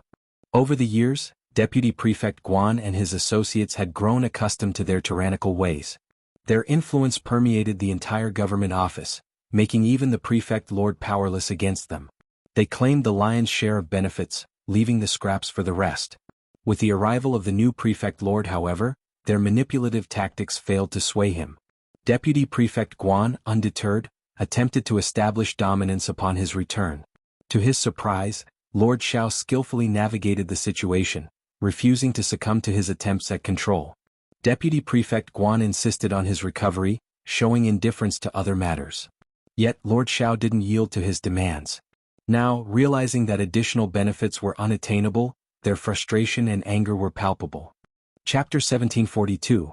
Robbery. Deputy Prefect Guan seized the chance to provoke Lord Xiao, capitalizing on his silence to entice others into mischief. Individuals accustomed to enjoying perks were reluctant to relinquish them easily. Wielding the account book, Deputy Prefect Guan taunted Scribe Fang, sneering, "No need to look so despondent. I'll return it once I'm done. What use do I have for this? Can you eat it? You should have handed it over earlier instead of creating a scene." Indeed. Looks like he prefers the hard way. I extended an olive branch, but he rejected it. He's not shameless, he's just overconfident. Haha, exactly. Scribe Hu and his cohorts mocked and jeered, escorting Deputy Prefect Guan away. With nothing more to witness, the timid ones discreetly retreated to resume their tasks. Those with a close rapport with Scribe Fang remained, offering support and solace. At that moment, Sun Bai, Qing Yan and others entered with Xiao Yunduan. Frowning upon hearing the report, Xiao Yunduan inquired, "What's happening?" Lord Xiao." Everyone greeted him hurriedly.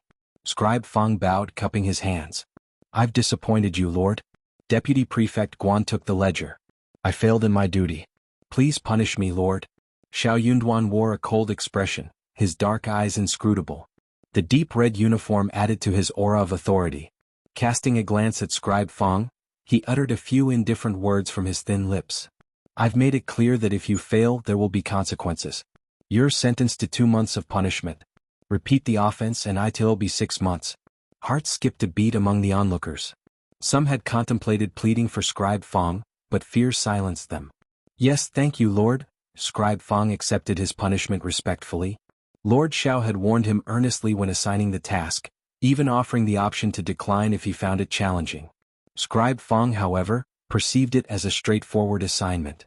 After all, wasn't it merely obtaining approval to access various account books? He failed to realize the complexity of the situation in An's province. Back in the office, Xiao Yunduan coldly summoned Deputy Prefect Guan and all the scribes present. Deputy Prefect Guan and his companions were joyously examining the ledger together. Upon seeing over 20,000 taels of silver in the account book, excitement surged. They declared that everyone had worked hard lately and proposed sharing the silver among themselves. With more than 20,000 taels, each person stood to gain a significant amount. One individual grumbled, questioning why Lord Xiao, clearly affluent, couldn't allocate more than 100,000 taels for his own family. Despite repaying debts, he wasn't lacking funds. Why the rush? Any surplus silver should be utilized within the government office first. If Lord Xiao owed money to other families, they wouldn't insist. In their opinion, Lord Xiao was overly frugal. As they discussed, Xiao Yunduan arrived to summon them. The room fell silent, all eyes turning to Deputy Prefect Guan. Chapter 1743. Punishment. Deputy Prefect Guan felt no fear, only a slight thrill of excitement. Winning this confrontation meant retaining control in the government office, and he was determined to emerge victorious. Since Lord Xiao is extending an invitation, let's proceed. Ai stood guard at Xiao Yunduan's office door, permitting only Deputy Prefect Guan inside.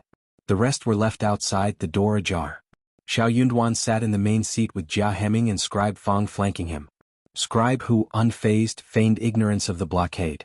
With a smile, he strolled behind Deputy Prefect Guan as if all was normal.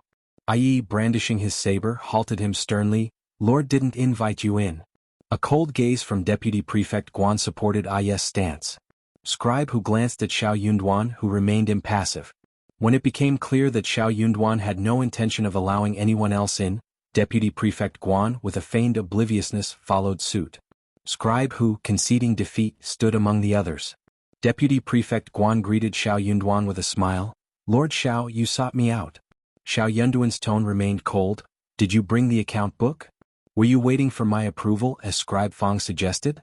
Deputy Prefect Guan attempted to downplay the seriousness. I plan to inform you later, it's not a significant matter. Xiao Yunduan questioned.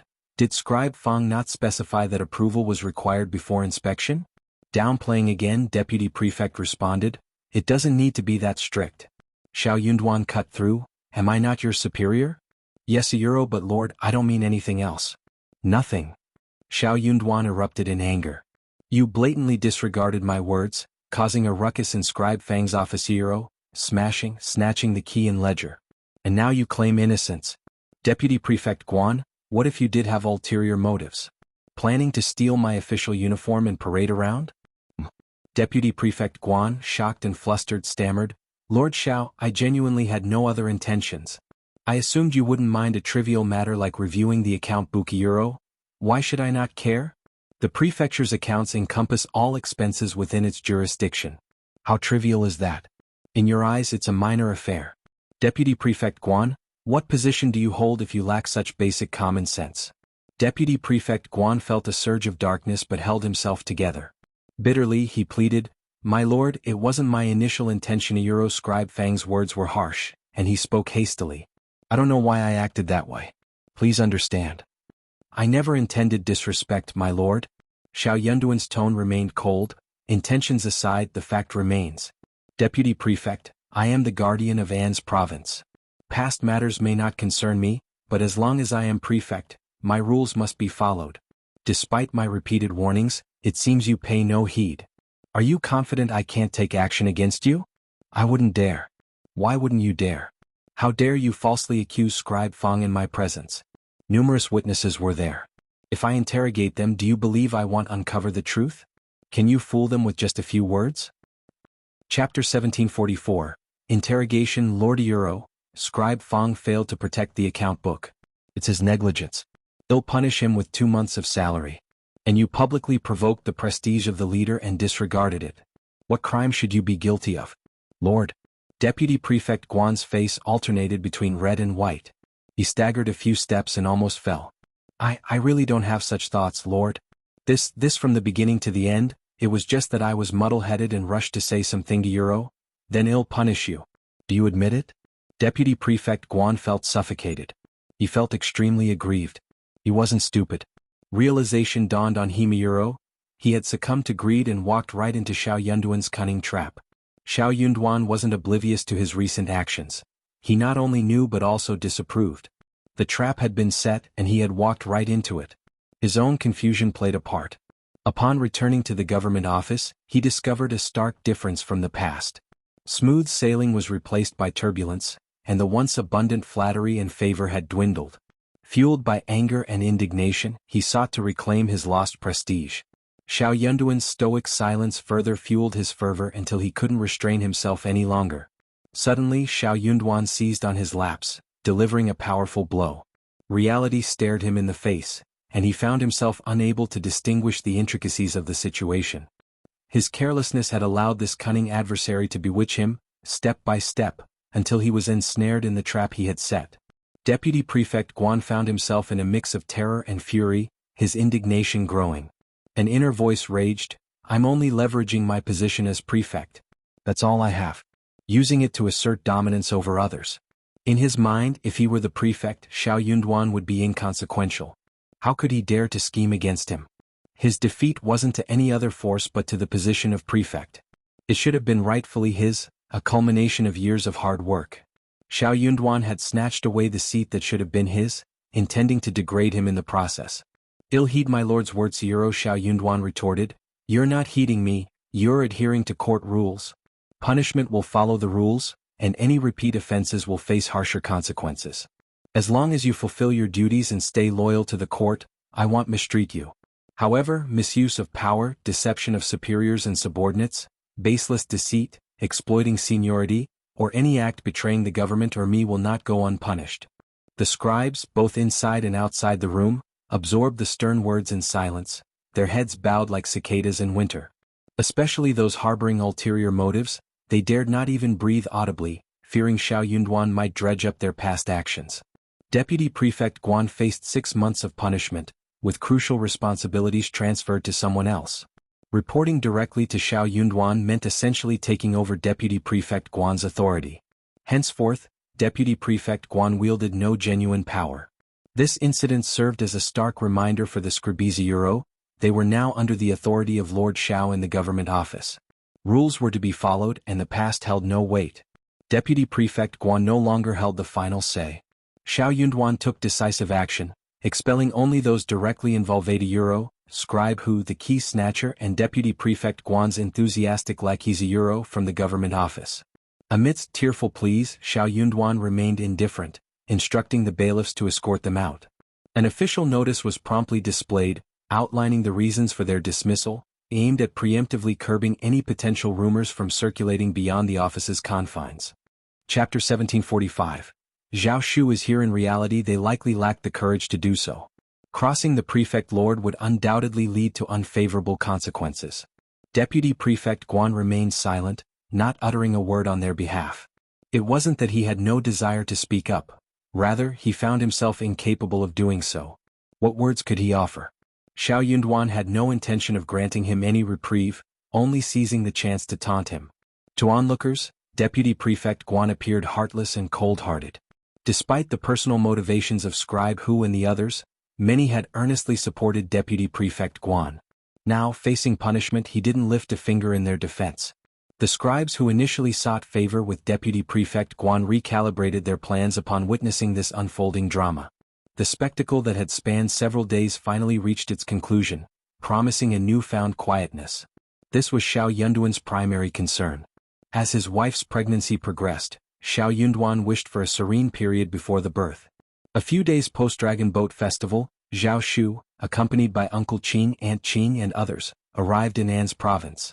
Coming from Shaoding village, Zhao Shu exuded confidence as he knocked on the back office's door in An's province. While Xiao Yunduan maintained an outward calm, he could sense his brother-in-law's deep concern for the Xiao family. The urgency to glean information about the family lingered palpably. Xiao Xian, devoid of any pretense, warmly welcomed Zhao Shu, treating him not only as family but also as a cherished friend. Zhao Shu was elated, going out of his way to be attentive and pleasing towards Xiao Xian. While not inherently scheming, he recognized that winning Madame Xiao's favor would pave an easier path to communicate with Lord Xiao. Preemptively, before any inquiries, Zhao Shu shared updates on the Xiao family's situation and handed over a letter from the family's first section.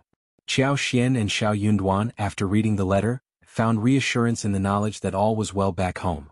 Miss Fang's joy upon learning of Xiao Xian's pregnancy prompted her to seek blessings at the temple. The letter emphasized Xiao Yunduan's responsibility in caring for Xiao Xian during her pregnancy. Expressing familial concern, the letter urged them to prioritize their well-being, emphasizing that nothing outweighed the importance of their lives. In case of any adversity, they were instructed to prioritize their safety. Xiao Xian and Xiao Yunduan exchanged perplexed glances. The letter Yuezhing Xiao brought back made no mention of An's province.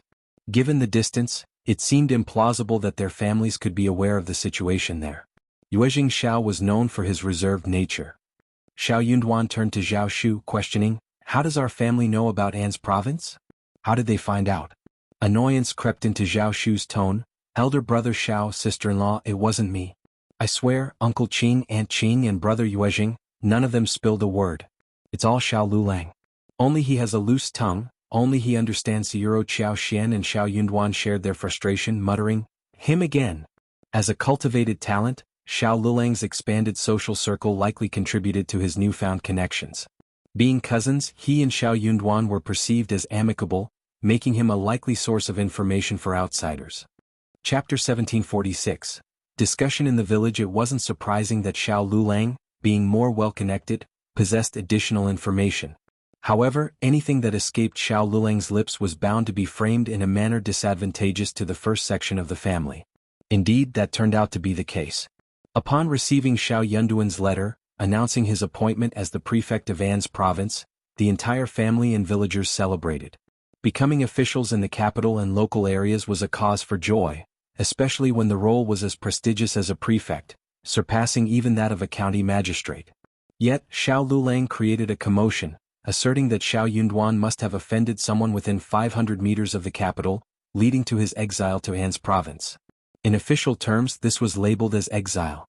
Upon reflection, the capital was directly under the emperor's purview. Every official aspired to serve there, putting forth their best efforts to secure a position. The idea of willingly leaving the capital seemed preposterous. Moreover, An's province wasn't just any placero, it was described by Xiao Lulang as a den of devils, a remote village plagued by bandits. Painting a grim picture, Xiao Lulang, along with third uncle and Ms. Ma, painted a vivid, though entirely fictional, portrayal. According to them, Xiao Yunduan and Xiao Xian were enduring a wretched life in An's province, their heads in constant jeopardy. Third uncle compassionately suggested to eldest uncle that Xiao Yunduan and Xiao Xian should return. He argued that Xiao Yunduan, having offended the capital's nobles, faced exile to a perilous location, signaling the end of his official career.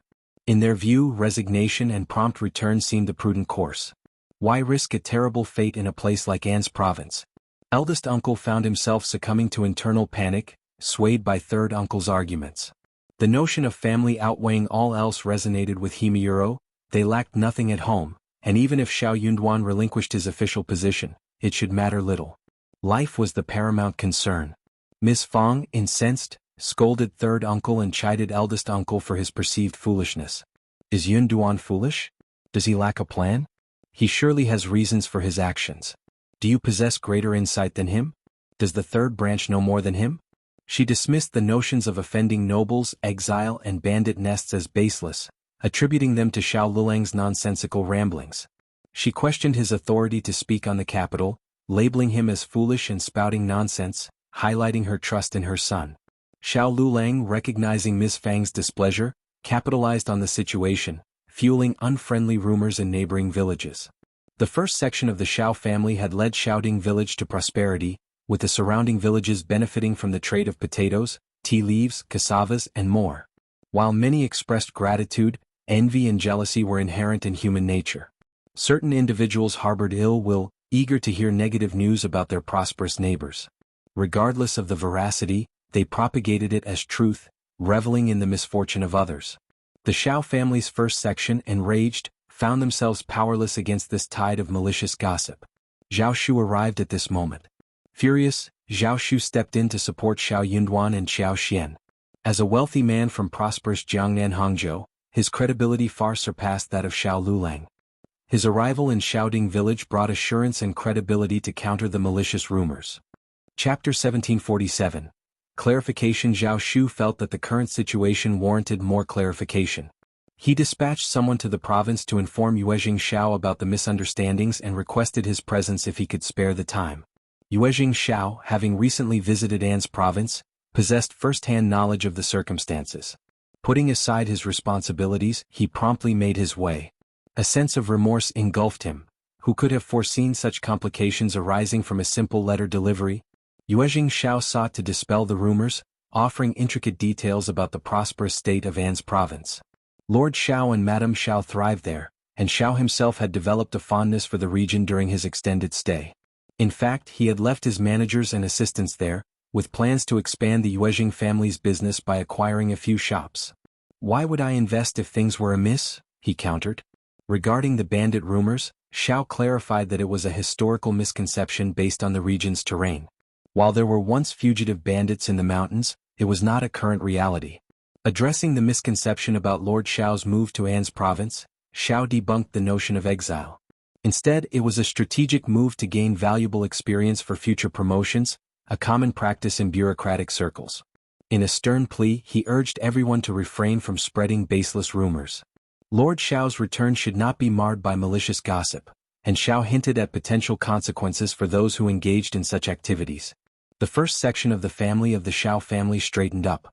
Most people came to a realization and expressed, "I see." Everyone felt assured and started to comfort Miss Fong and the others. The gossipmongers found themselves gripped by fear, regretting their loose tongues and praying that Xiao Yunduan wouldn't return seeking retribution. Suddenly, these very individuals became the most vocal defenders of Xiao Yunduan, vehemently claiming they were misled by false rumors. Survival laws or nomological laws governed their actions. The wealth of the Yuezhing family and the even greater affluence of young Master Zhao provided reassurance. Their proximity to Lord Xiao indicated his well-being. Why else would they maintain such close ties? In the world of merchants, materialism reigns supreme. Accusations of jealousy were hurled at Xiao Lulang and the third section of the Xiao family. Despite Xiao Lulang's genuine efforts to convey the truth, disbelief persisted. Frustrated, he couldn't resist venting even more scathing remarks. Ms. Fong took matters into her own hands, confronting the third section and accusing them of maligning her family. She warned that implicating Xiao Lulang in any harm that befell Xiao Yunduan would have dire consequences. Proposing a complete severance of blood ties, she suggested going separate ways to avoid future entanglements. A hushed silence descended upon the third section. The thriving state of the first section meant that Xiao Yunduan's potential lack of official status wouldn't greatly impact them. The couple from the second section, now a subject of ridicule, harbored regret, while the third section hesitated to sever ties. Third uncle and Mrs. Ma, confident in their son's promising future, were unwilling to completely disassociate from the first section, even if they believed he outshone Xiao Yunduan. Xiao Lulang found himself in an awkward position, reluctant to take drastic measures. Opting for a more cautious approach, he chose to be labeled a chicken, a coward, a scaredy cat, and deferred the responsibility to his parents.